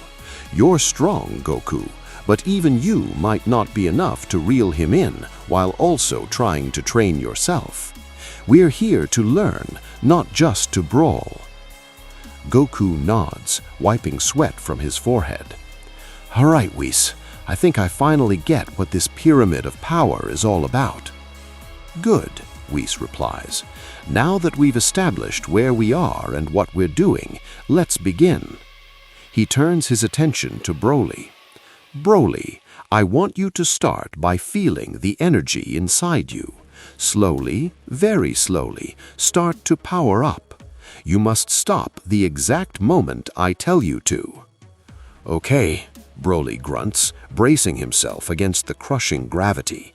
I'll give it everything I've got. Go for it, Broly, Goku encourages. While you're doing that, I'm gonna see what this gravity can do for my conditioning. Goku immediately drops down and starts trying to crank out some exercises. Broly begins to power up. Despite the massive atmospheric pressure, his golden-green aura flares. He pushes into his Ikari, wrathful state, his muscles bulging and his height increasing as his primal power surges. Stop right there, Broly, Whis commands. Broly instantly freezes his energy, holding the form steady. Whis taps his staff and produces a single fragile egg. He hands it over to Broly. The second Broly's massive hand closes around it, the egg shatters into a mess. Whis sighs. Broly, what was that? You have to control your output. The goal is to hold the egg without breaking it. From the floor, Goku is struggling just to finish a single push-up. He watches them, thinking to himself, wow, Whis is a genius. I never would have thought of using an egg to teach Broly fine motor control over his energy. That's brilliant. Whis produces another egg from his staff. It doesn't matter how much raw power you have, Broly. If you can't use the exact amount required for a task, that power is a liability. Try again. I won't break it this time, Broly promises, his voice strained from the effort of holding back his own strength. Whis hands him the second egg. Broly focuses with everything he has, trying to be as gentle as a feather, but tiny cracks still start to spiderweb across the shell. While Broly is sweating over an egg, Goku's mind wanders. I wonder if I can actually fly in this mess. Only one way to find out. Goku tries to launch himself into the air, but he only manages to clear about a foot off the ground before the gravity slams him back down. He hits the floor with a heavy thud, gasping for air. Goku wipes the sweat from his face, gasping for air. All right, clearly my base form isn't gonna cut it here, he thinks. Time to kick it up a notch. He tries to go Super Saiyan, but the gravity is so heavy that even a basic transformation feels like a Herculean task. Once he finally forces the change, he sighs with a bit of relief. Okay, that's better, but it's still not enough. Goku roars, pushing straight into his Super Saiyan blue form. Finally, he manages to lift off the ground. There we go, at least I can fly now. My speed is total trash, but at least I can get through my workout. He shakes his head, thinking, I never thought I'd see the day where I'd have to use blue just to do basic exercises. Whis watches him from a distance, a small smile on his face. Gotta love these Saiyans, he muses. They never stop pushing. If only Lord Beerus had half that work ethic instead of napping all day. Meanwhile, Broly is standing perfectly still in his Ikari state, holding the egg with intense focus. Well done, Broly, Whis says. After breaking a dozen eggs, you finally started to master the calm within the rage. With this level of control, your legendary form should be much easier to handle.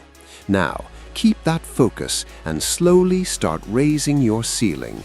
Move into the next stage of your transformation. Back on the planet's surface, Vegeta finally groggily opens his eyes. Beerus is standing over him. So, you're finally back with us. Lord Beerus, I'm sorry. I couldn't stay on the path you laid out. On the contrary, Vegeta, Beerus says, his tone surprisingly calm. You did great. Do you even realize that you tapped into destruction energy for a moment back there? Vegeta's eyes widen. What? Are you serious? Close your eyes. Try to find that spark inside you. I know it's there. Vegeta shuts his eyes tight, trying to reach for that violent purple energy he felt earlier. He searches deep, but he comes up empty. I can't feel anything, Lord Beerus. There's nothing there. The atmosphere changes instantly. Beerus's face turns cold, his eyes devoid of any warmth. Then you've wasted my time, Vegeta, and I don't like my time being wasted. Goodbye. Vegeta freezes. Wait, what? Have you lost your mind? You're talking about killing me? Beerus doesn't say a word. He simply raises a hand and launches a massive Hakai orb straight at the prince. Vegeta tries to power up, tries to move, but he's too slow. The ball of pure destruction slams into him, and instead of exploding, the energy begins to sink into his body, merging with his very soul. The Hakai energy tears through Vegeta, and his screams echo across the planet. But something starts to shift. Instead of erasing him, Beerus's destructive power acts as a catalyst, pulling out the dormant energy buried deep within the Saiyan prince. Beerus watches, a smirk playing on his lips. I knew it, he thinks. I made the right call. With the support of Beerus's Hakai, Vegeta's own destructive essence surges to the surface. The golden blue light is swallowed by a violent, deep purple radiance. When the dust finally settles, Vegeta stands tall in a terrifying new form, Ultra Ego. A heavy silence hangs in the air. Beerus finally breaks it, looking genuinely impressed. I've got to say, Vegeta, I'm actually proud of you. You've officially completed your training as a Destroyer's disciple. Vegeta looks at his hands, feeling the raw, chaotic power coursing through his veins. You did it, Beerus continues. That stubbornness, that ego, that Saiyan pride you always talk about, it's exactly what pushed you to this new peak. Vegeta clenches his fist. So you're saying my own ego is what got me here? Fine then, I'll call this power Ultra Ego. Tragedy on Earth. While the gods celebrate a new power, a nightmare begins on Earth. Zykor stands over a fallen Goten. The strike was swift and fatal. I never imagined the first person I'd run into on Earth would be my own little brother, Zykor says coldly, looking down at Goten's lifeless body. But what a shame! It looks like my dear brother couldn't handle the reunion. Right, Mom. Behind him, the Western Supreme Kai lets out a chilling laugh that echoes through the wasteland. The Pyramid of Power's secret. Back inside the Pyramid of Power, time continues to warp. After what feels like an eternity of training in that crushing gravity, Goku reaches a level no one thought possible. He roars as his hair grows and his aura turns a blinding, jagged cerulean. He has finally mastered Super Saiyan 3 Blue. Whis watches the transformation, but his expression is serious. Now that you've reached this stage, Goku, it's time I told you the real secret behind the Pyramid of Power.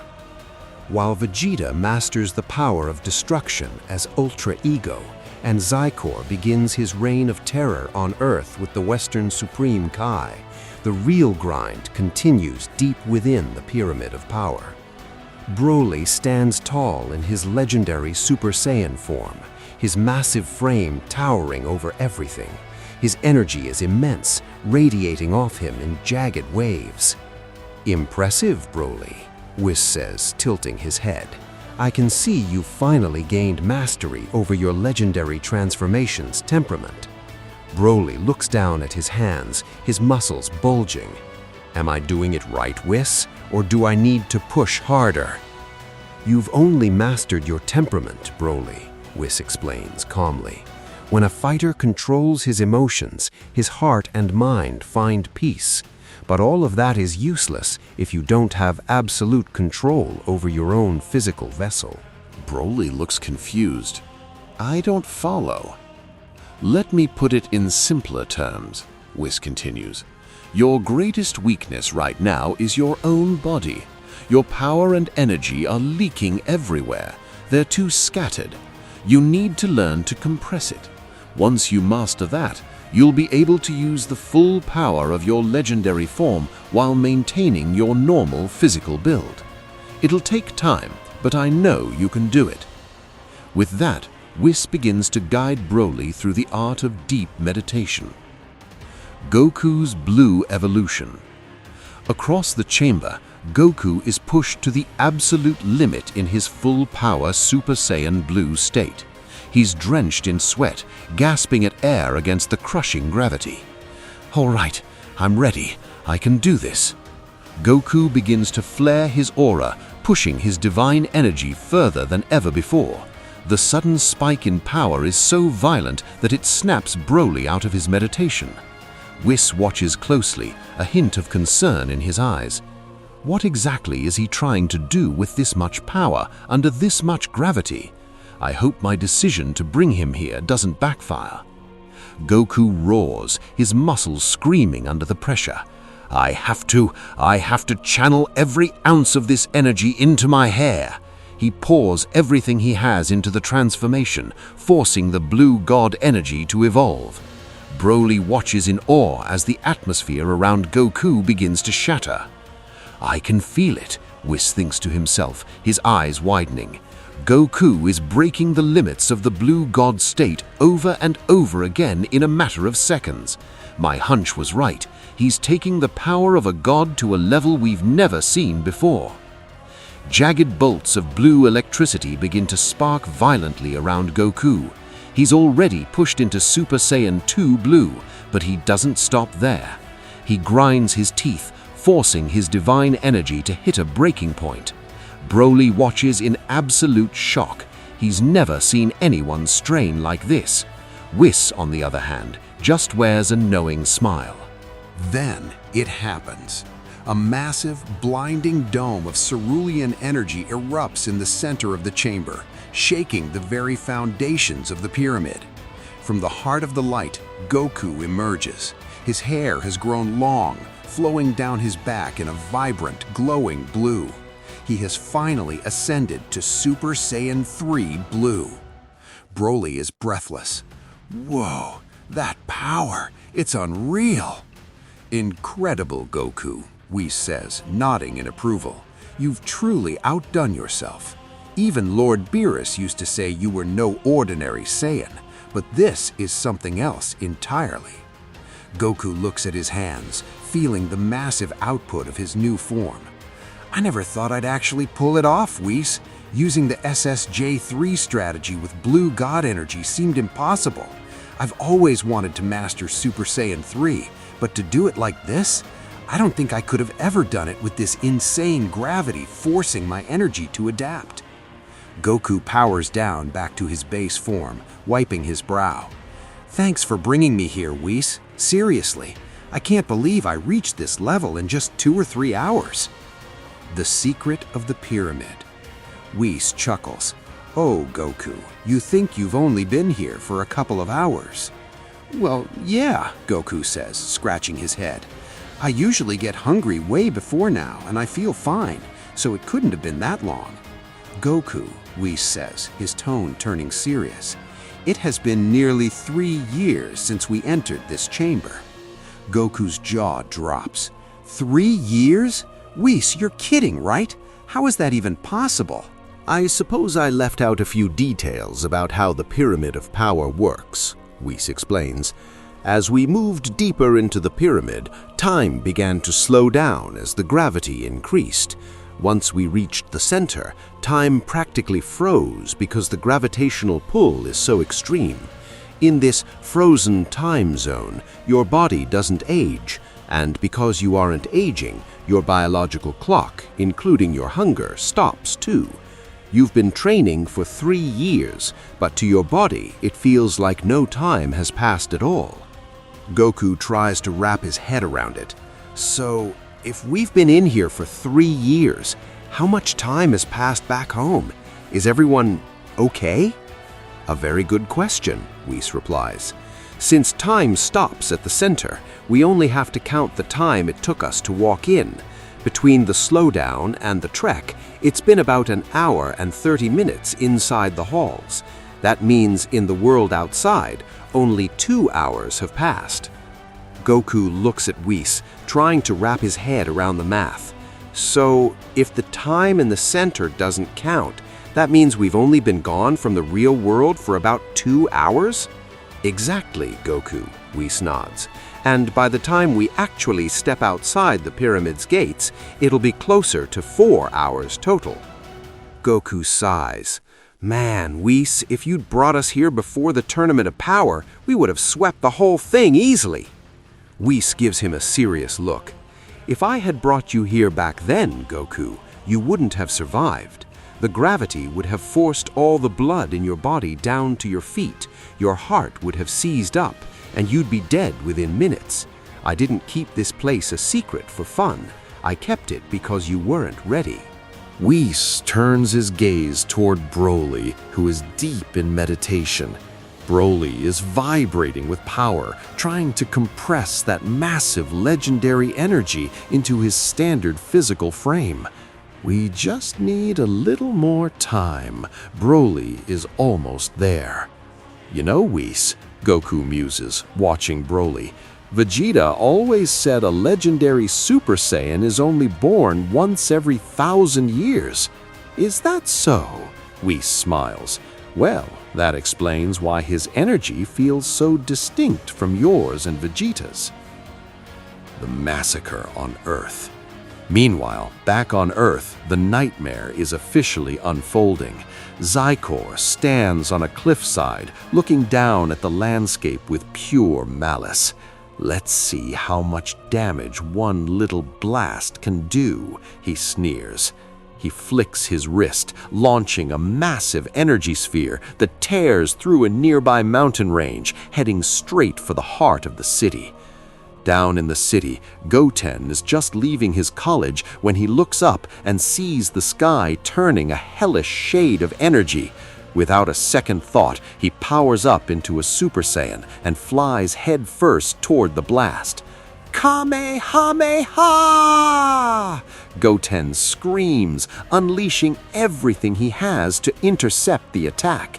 But it's no use. Zycor's power is on a completely different level.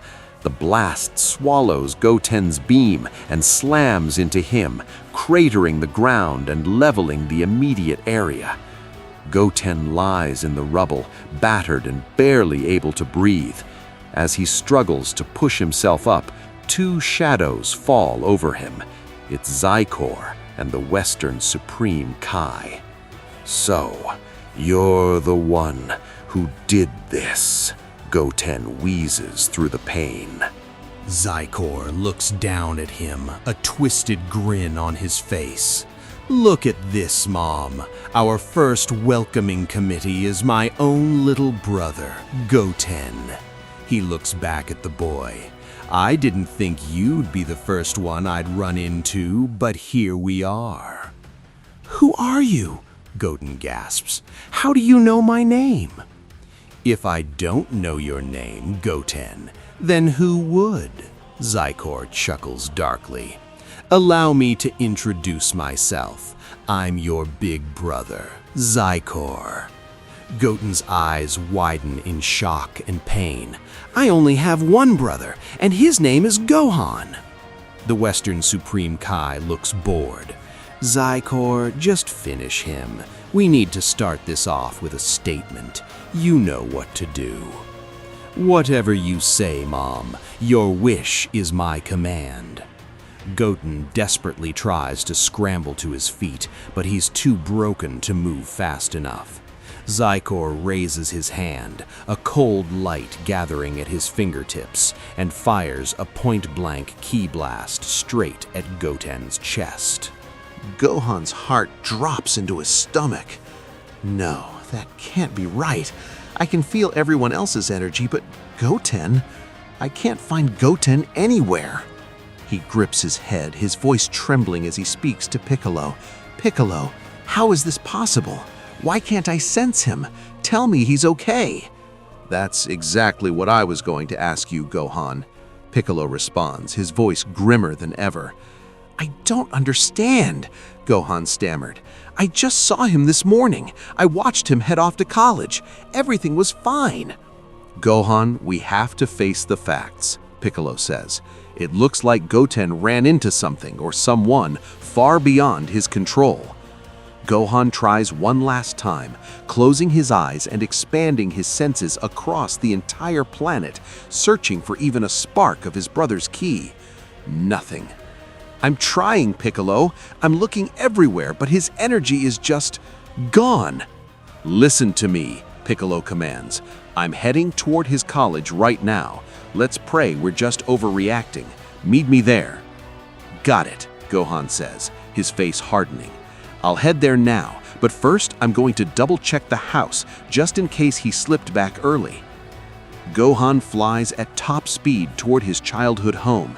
He doesn't even land. He hovers outside the window, peering in to see if Goten is hiding in his room. He sees Chi-Chi pacing the kitchen, looking absolutely livid. I am so done with this, Chi-Chi mutters to herself, slamming a pot onto the stove. Just wait until Goten gets home. I'm going to give him a piece of my mind about being home on time. Seeing his mother's anger, totally unaware of the tragedy, breaks Gohan's heart. He can't bring himself to face her yet. Without a word, he turns and blasts off toward the college. Meanwhile, high atop a jagged peak overlooking the city, Zykor and his mother stand like dark gods. The entire skyline is spread out before them, bustling with life that has no idea it's about to end. Look at this, Zykor, the Western Supreme Kai says, a thin smile on her face. It's so peaceful down there, almost boring, isn't it? Zykor chuckles darkly. Yeah, Mom, I see it, and I know how much you hate peace and quiet. She lets out a chilling laugh. You always were the sharp one, Zykor.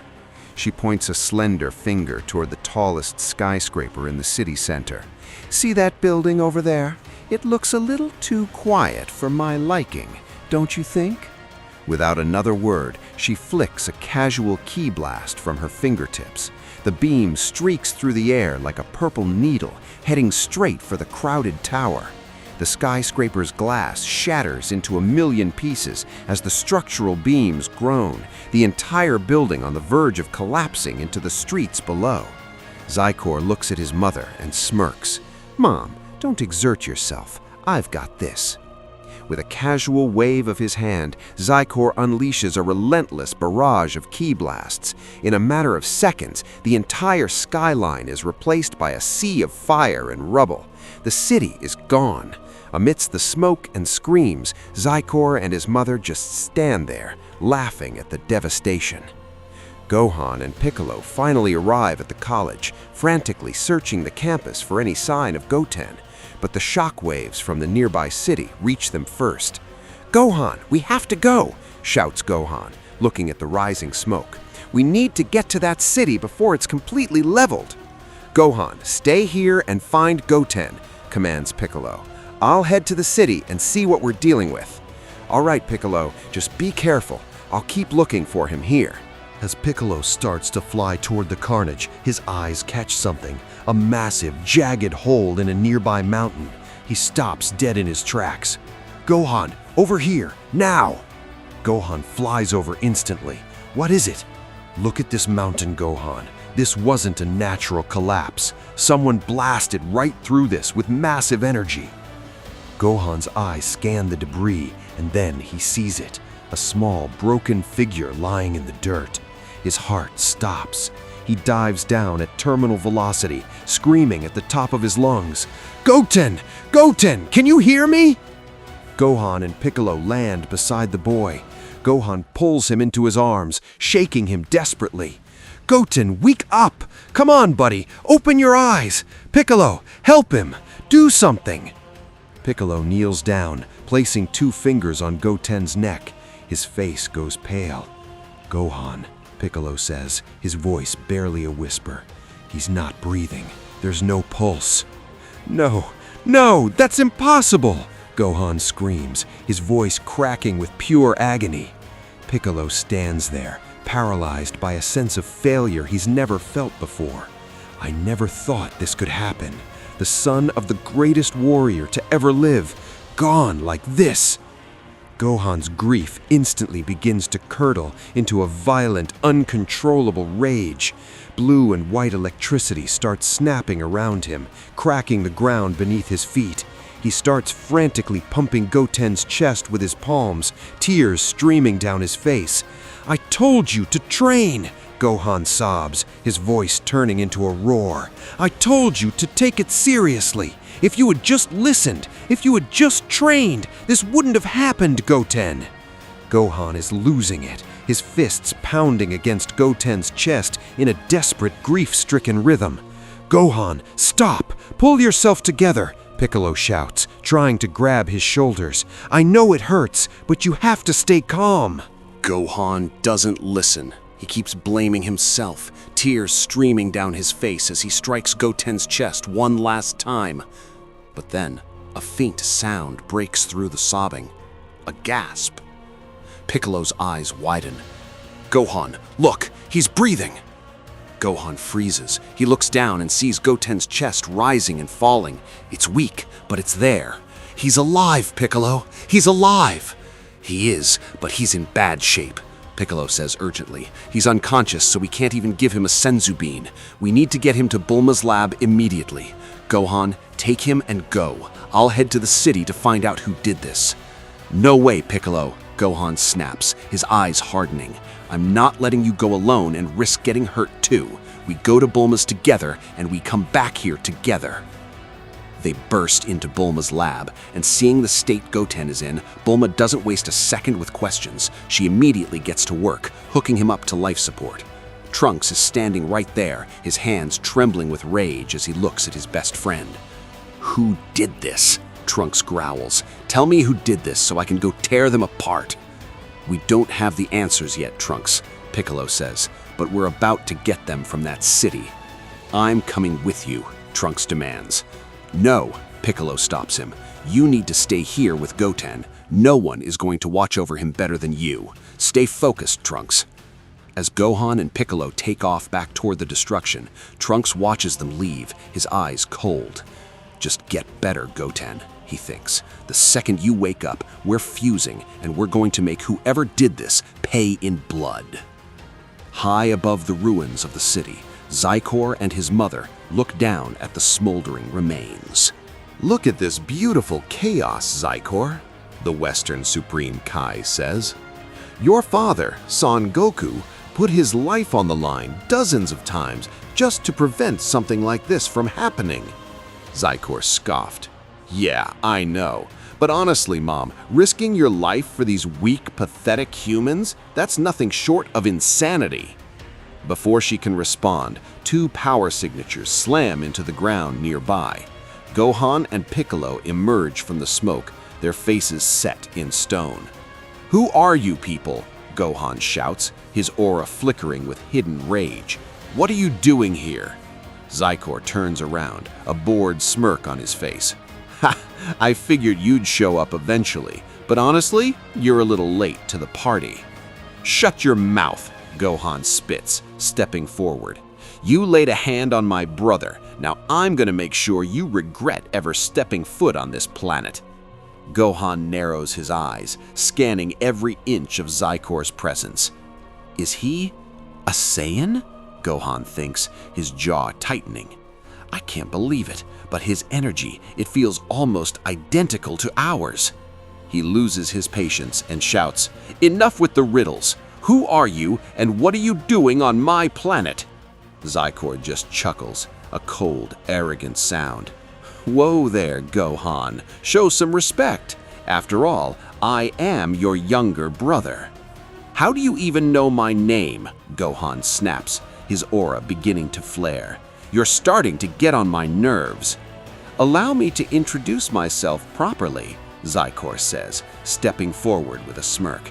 "I am Zykor, the third son of the strongest Saiyan to ever live, Son Goku." Gohan lets out a dry, angry laugh.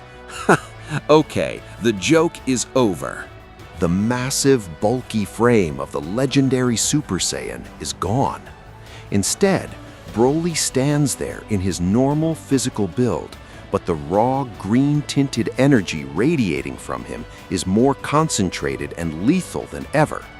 He has successfully compressed the power of a giant into his standard form. "Incredible, Broly," Whis says, a look of genuine pride on his face. "You've actually done it. You've mastered the art of holding that massive legendary energy within your natural body. You're no longer just a blunt instrument, you're a refined weapon." Goku stares in awe at his friend. "Man, I can feel it from here. Your energy isn't leaking anymore. It's all right there, ready to explode." Lila lets out a chilling giggle. "Don't worry, you all know him very well. The only difference is that while Zykor is my biological son, the strongest mortal, my firstborn, is not." Gohan clenches his fists, the ground beneath him cracking. "I'm done listening to your fairy tales. Get off my planet, now!" Broly stands tall, radiating a calm but terrifying green aura. He has finally achieved the impossible, maintaining the raw, explosive power of his legendary transformation without the massive, bulky frame. He looks lean, sharp, and more dangerous than ever. "All right," Whis says, tapping his staff on the ground. "It's time to leave the Pyramid of Power. Once we're outside, we'll move on to the next phase, unlocking Broly's God Key." After a 90-minute trek back through the shifting corridors, the trio finally emerges from the time chamber. The moment Goku takes his first step into the outside world, his eyes widen. He feels light, almost weightless. "Whoa, Whis!" Goku laughs, stretching his arms. "I feel like I don't even need to use 1% of my energy just to move around. The air feels so thin." "That's the result of your training, Goku," Whis explains with a satisfied smile. He then turns to Broly. "And you? How are you feeling?" Broly clenches his fist, feeling the vibration of his own power. "It's strange. My base form feels as strong as my Ikari state used to be. And my Ikari form, I can't even gauge how high that ceiling goes now." Goku nods, getting the picture. "I get it. It's just like how I pushed my blue God limits. Every single one of your stages has been supercharged." "Exactly," Whis adds. "Your transformations aren't just stronger, they've evolved."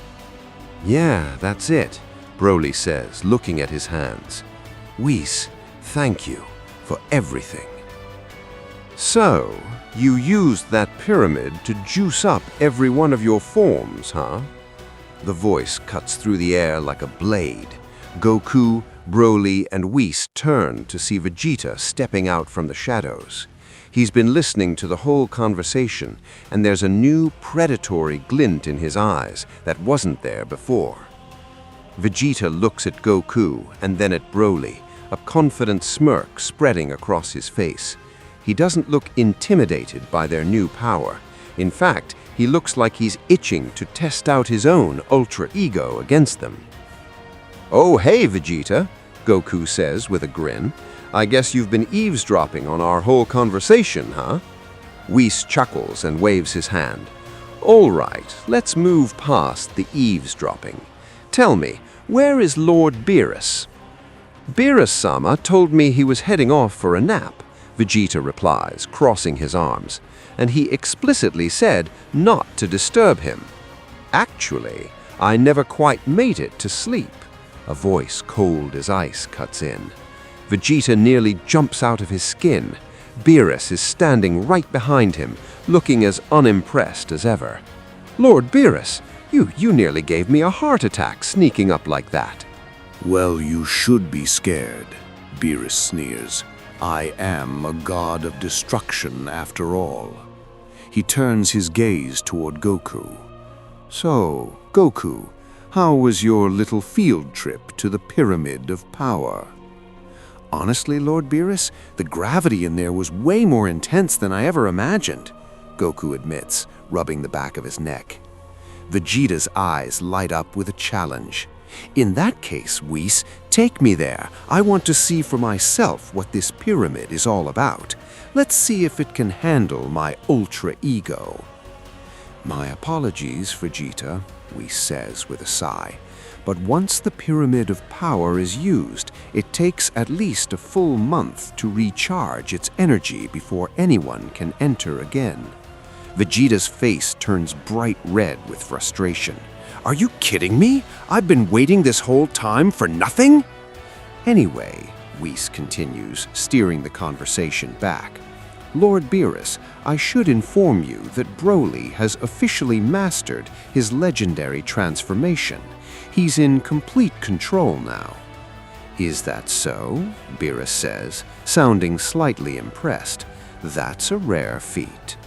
Indeed, but Broly's goal is to unlock God Ki, Whis adds, and from what I can see, Goku and Vegeta should be more than enough to help spark that awakening within him. Vegeta's eyes widen in pure disbelief. What? Whis, are you insane? You're saying this guy finally learned to keep his cool, so now we should just hand him the power of a god? I'm not an idiot. We all know what happens when Broly loses his grip in that legendary state. If you give him God Ki and he snaps, we aren't just looking at a fight, we're looking at the end of everything. Relax, Vegeta, Whis says, his voice as calm as ever. Broly has mastered his legendary state. I have full confidence that he can handle this without any issues. He taps his staff and continues. All I need from you and Goku is to power up into your Super Saiyan God, Red, forms. We'll perform a short ritual to bridge your divine energy with his, and Broly will unlock his own God Ki. Vegeta scoffs, his arms still crossed tight. I don't trust it. I don't want to end up in a situation where we're forced to put Broly down for good because he snapped. Broly steps forward, his eyes burning with determination. If you don't believe me, Vegeta, then watch this. In an instant, Broly flares his aura. He enters his legendary transformation, but there's no massive muscle growth, no loss of sanity. He stays lean, his energy perfectly compressed and under total control. Vegeta studies him for a long beat, his tactical mind analyzing the stability of Broly's power. Fine, Whis. Tell us what we need to do. It's simple, Whis explains. You both need to be in your red god forms. I've witnessed this ritual before. You will merge your God Ki with Broly's internal energy. This will cause a reaction within his S cells, forcing them to adapt and bond with divine energy. Essentially, you are jump-starting the birth of God Ki within him. Got it, Whis, Goku says, already getting into a stance. Sounds like a plan to me. Goku and Vegeta both erupt into flames of crimson, standing tall in their Super Saiyan God forms. They move behind Broly, placing their hands firmly on his back. The ritual begins. A vibrant, swirling vortex of red and green energy starts to circulate between the three Saiyans. Goku and Vegeta can feel the sheer, bottomless depth of Broly's power, while Broly begins to feel the refined, calm pressure of the gods for the first time. The energies clash, then dance, and finally, they snap together. A blinding pillar of crimson light shoots into the sky, shaking the entire planet of Lord Beerus. When the light finally fades, Broly emerges, but he looks different. His hair glows with the same fiery red as Goku and Vegeta's, and his aura is a shimmering, divine flame. Broly stands there, closing his eyes as he feels the new power coursing through his veins. Incredible, Broly thinks, his voice filled with awe. I've never felt anything like this. This divine power. It feels leagues above my standard Super Saiyan form. It's so pure. As Broly stands there basking in his new aura, Whis smiles. So, Broly, how does it feel? I told you I'd do everything in my power to unlock that divine spark within you. Broly clenches his fists, his muscles rippling with refined energy. Thank you, all of you. But I don't just want to feel this power. I need to test it. I need to know what I'm truly capable of now. While Broly is itching for a fight, the nightmare on Earth is reaching its peak. Zycor looks at Gohan with pure disgust. You didn't show my mother the respect she deserves, Gohan. If you had just bowed down, maybe I would have shown you a shred of mercy. But now you're going to suffer. Save it, Zycor, Gohan spits back, his voice trembling with rage. You leveled an entire city, and you almost killed my brother. There is no mercy left for you, not from me. Zycor lets out a mocking laugh. Is that so? You really think you can take me down? You're going to kill your own little brother, Gohan? I'm done talking. It's time someone taught you a lesson. A lesson from you, Zycor sneers. Fine, but I'm not done with my work yet. Without warning, Zycor turns and starts firing casual ki blasts into the rubble, targeting the few survivors left in the city. That's enough, Gohan screams. He lunges forward, putting everything he has into a massive right hook aimed straight at Zycor's face. But Zycor doesn't even flinch. He raises a single finger, stopping Gohan's fist dead in its tracks. The shockwave ripples through the air, but Zycor doesn't move an inch. Piccolo stands in the background, his jaw dropping in absolute horror. No way! With just one finger? Zycor chuckles darkly. Oh, big brother, was that supposed to hurt? Infuriated, Gohan unleashes a barrage of punches, a blur of strikes aimed at every weak point. But Zycor remains motionless, parrying every single blow with that same finger, looking bored the entire time. Suddenly, Zycor's hand flashes forward, grabbing both of Gohan's fists in a crushing grip. Gohan winces in pain, unable to pull away. Zycor leans in close, his eyes starting to glow with a menacing red light. Two thin beams of laser-like energy erupt from his pupils, slamming into Gohan at point-blank range. The pain is white-hot, but it triggers something deep inside Gohan. His silver-white aura explodes outward, shattering Zycor's grip. The ground cracks as Gohan taps into everything he has, finally ascending into his mystic ultimate form. Gohan manages to rip his hands free from Zycor's crushing grip, leaping back to create some distance. He's breathing hard, his mystic aura flickering with intensity. A few yards away, Lila, the Western Supreme Kai, just stands there with her arms crossed, laughing as she watches Gohan struggle. Meanwhile, in the sacred world of the Kai, old Kai stretches his back.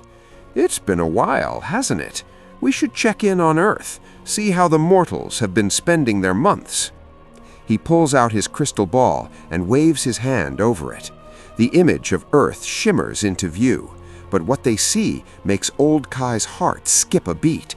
His eyes widen in pure terror as they land on Lila. Get over here now, old Kai screams to the Supreme Kai Shin. Look at the screen. We've got a massive problem on our hands. Shin rushes over, and the moment he sees her, he turns pale. That's impossible. The Western Supreme Kai was killed by Kid Buu eons ago. I saw it happen. Well, clearly she's a survivor, old Kai mutters, his voice trembling. She must have found a way to escape Boo's rampage and went into hiding. But what is she doing on Earth? Shin asks, confused. What could she possibly want there? Back on Earth, Leela's voice rings out across the battlefield. Zykor, my darling son, quit playing around. Show these insects exactly how powerful you really are. Up in the Kai realm, Shin almost trips over his own feet. Did she just say son? That guy in the green outfit is her child? That's a direct violation of the sacred laws. Supreme Kais aren't supposed to have children with mortals. Shin stares at the screen, his mind racing. And what does she have against the people of Earth? Why go after them? Old Kai sighs heavily, his face etched with worry. Right now, we're just spectators. There's nothing we can do from here but watch. You're right, Shin says, trying to stay hopeful. But Gohan is there. He's strong. I have to believe he can handle this. Back on the battlefield, Gohan is locked in a stare-down with Zykor.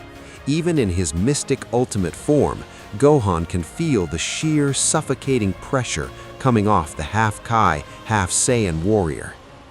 Damn it, Gohan thinks, sweat trickling down his forehead. I knew he was strong, but this is on a whole different level. He's not even trying yet. Piccolo stands frozen, his tactical mind racing. He's seen a lot of enemies, but Zykor is something else entirely. Gohan, Piccolo says, his voice low and steady.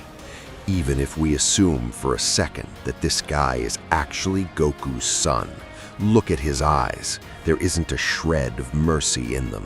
And look at his hair, his clothes. I've never seen a Saiyan like this in my entire life. Piccolo narrows his eyes at Zykor. He's here to execute us, Gohan. Tell me straight, do we even stand a chance? Gohan wipes sweat from his brow, his mystic aura humming. Piccolo, I can't even gauge his true power because he's barely scratching the surface. To answer your question, I don't know. All I know is that we're in way over our heads this time. Then it's settled, Piccolo says, reaching out mentally. I have to call Goku and Vegeta back from Beerus's planet. We need them here now. No, Piccolo, Gohan stops him. Dad has put his life on the line to save us more times than I can count. This time, we handle it. We have to prove we can protect our own home. Fine. I don't see a clear path to victory yet, but I'm not backing down. Let's do this. Zykor watches them, looking completely unimpressed. Take all the time you need. Strategize, talk, say your goodbyes. I'll wait until you're at your absolute best, because I'm no coward. I am the strongest Saiyan in the entire multiverse. I want you to feel the full weight of your defeat. Just then, a series of familiar key signatures land nearby. Krillin, Tien, and the rest of the Z-Fighters emerge from the smoke. Gohan, Krillin shouts, looking at the leveled city. Are we late? Is this the guy responsible for all this? Gohan looks at his friends, a mix of gratitude and fear in his eyes. I'm glad you guys are here, but listen to me. Don't interfere unless I absolutely ask for it. If you jump in now, you won't survive the first 10 seconds. Gohan turns back to Zykor. If you're as brave as you claim to be, then keep this between us. This fight is mine. Leave the others out of it. Teen steps forward, clenching his fists. Not a chance, Gohan. We're in this together. We aren't just going to stand around and watch you get slaughtered. Whatever happens, we're with you, even if it costs us our lives. Enough talk, Zykor says, his voice dripping with boredom. If you won't move, I guess I'll have to start the show myself. With a casual flick of his wrist, Zykor fires a thin, concentrated finger beam straight at Teen. Teen reacts instantly, firing a barrage of ki blasts to deflect it, but Zykor's beam cuts through them like a hot knife through butter. Seeing no other choice, Teen screams and unleashes his Neo Tri-Beam. The massive explosion of energy finally deflects the finger beam, leaving Teen gasping for air. Krillin stares in disbelief. Are you kidding me? A simple finger beam forced Teen to use his ultimate technique just to survive? Now you see what we're up against, Krillin, Piccolo says, his face grim. His name is Zykor. He claims to be Goku's third son, and that woman behind him is the Western Supreme Kai. That's all you need to know. No more questions, just stay on your guard. Zykor smirks, looking at the group. So, who's first on the chopping block? Don't all jump at once. I said that's enough! Gohan roars. He flares his mystic ultimate aura to its absolute limit, the ground shattering beneath his feet. He cups his hands at his side, blue energy swirling into a massive sphere. Kamehameha! The giant blue wave streaks toward Zykor. But instead of dodging, Zykor just raises one hand and fires a single concentrated ki blast. To everyone's horror, Zykor's blast doesn't just collide with the Kamehameha, it pierces right through the center of it, neutralizing Gohan's attack completely. A massive explosion rocks the area, covering the battlefield in a thick, suffocating cloud of dust and smoke. Zykor stands there, laughing through the haze. Piccolo is sent flying through the air, but Zykor is a blur. Before the Namekian giant can even hit the ground, Zykor is already there, waiting.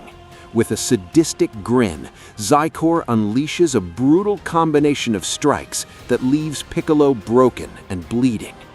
By the time the dust finally settles, the damage is done. Lila watches from the sidelines, a cruel smile on her face. Zykor, my son, at this rate you'll wipe them out in seconds. Slow down, savor it, let them feel every bit of their extinction.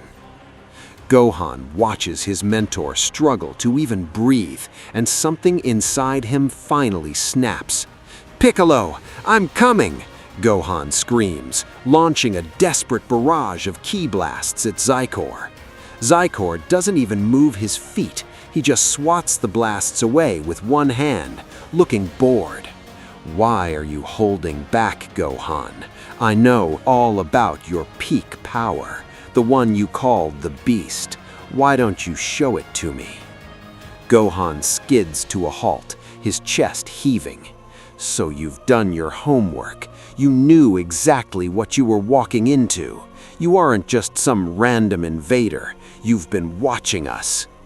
Orange Piccolo manages to stumble back to his feet, coughing up blood as he creates some distance. He limps over to Gohan, his voice raspy.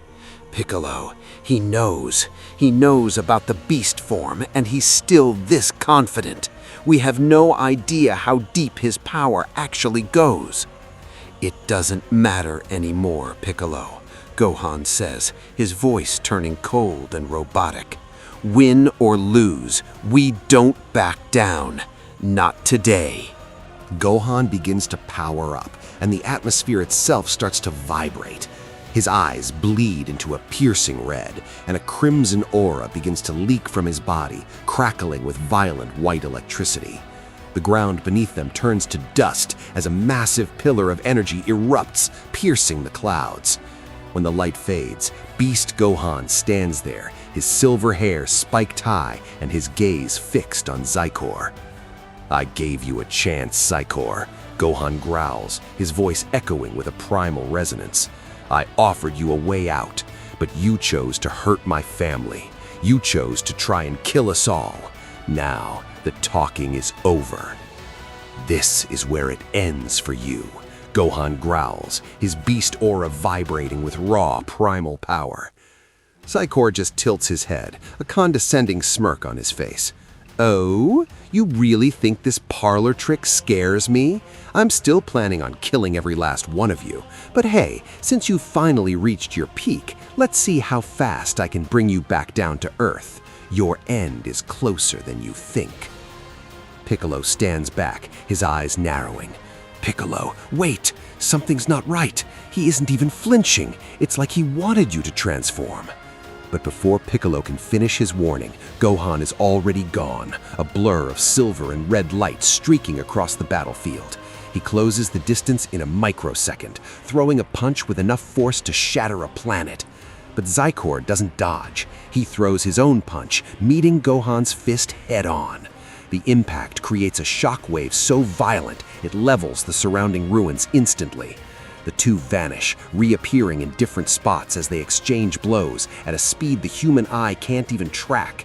But as the fight goes on, it becomes clear. Zykor isn't just keeping up, he's dominating. I knew it, Piccolo mutters, grit in his voice.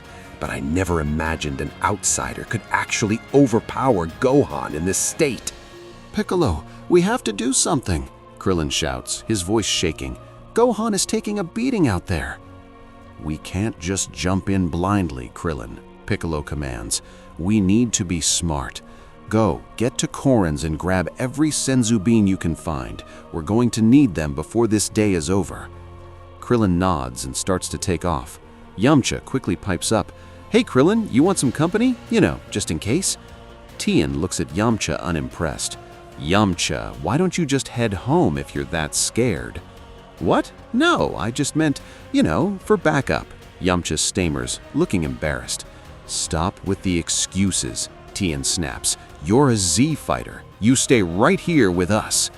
Fine, I get it, Yamcha mutters, staying put as Krillin steeds away. Back in the sky, the air is exploding with ki. Zykor catches Gohan's arm, a bored expression on his face. You know, Gohan, I'm actually disappointed. You're impressive for a mortal, I guess, but you're still far below what I expected. You think this is all I've got? Gohan gasps, struggling against Zykor's grip. For your sake, I hope not, Zykor sneers. Without warning, he delivers a brutal kick straight into Gohan's ribs, sending the beast crashing back toward the ground. All right, that's a wrap for today's video. If you enjoyed it, make sure to smash that like button and subscribe for more insane content like this. Drop a comment down below and let me know what you want to see next. I read every single one. Thanks for watching, and I'll see you in the next video. Peace out.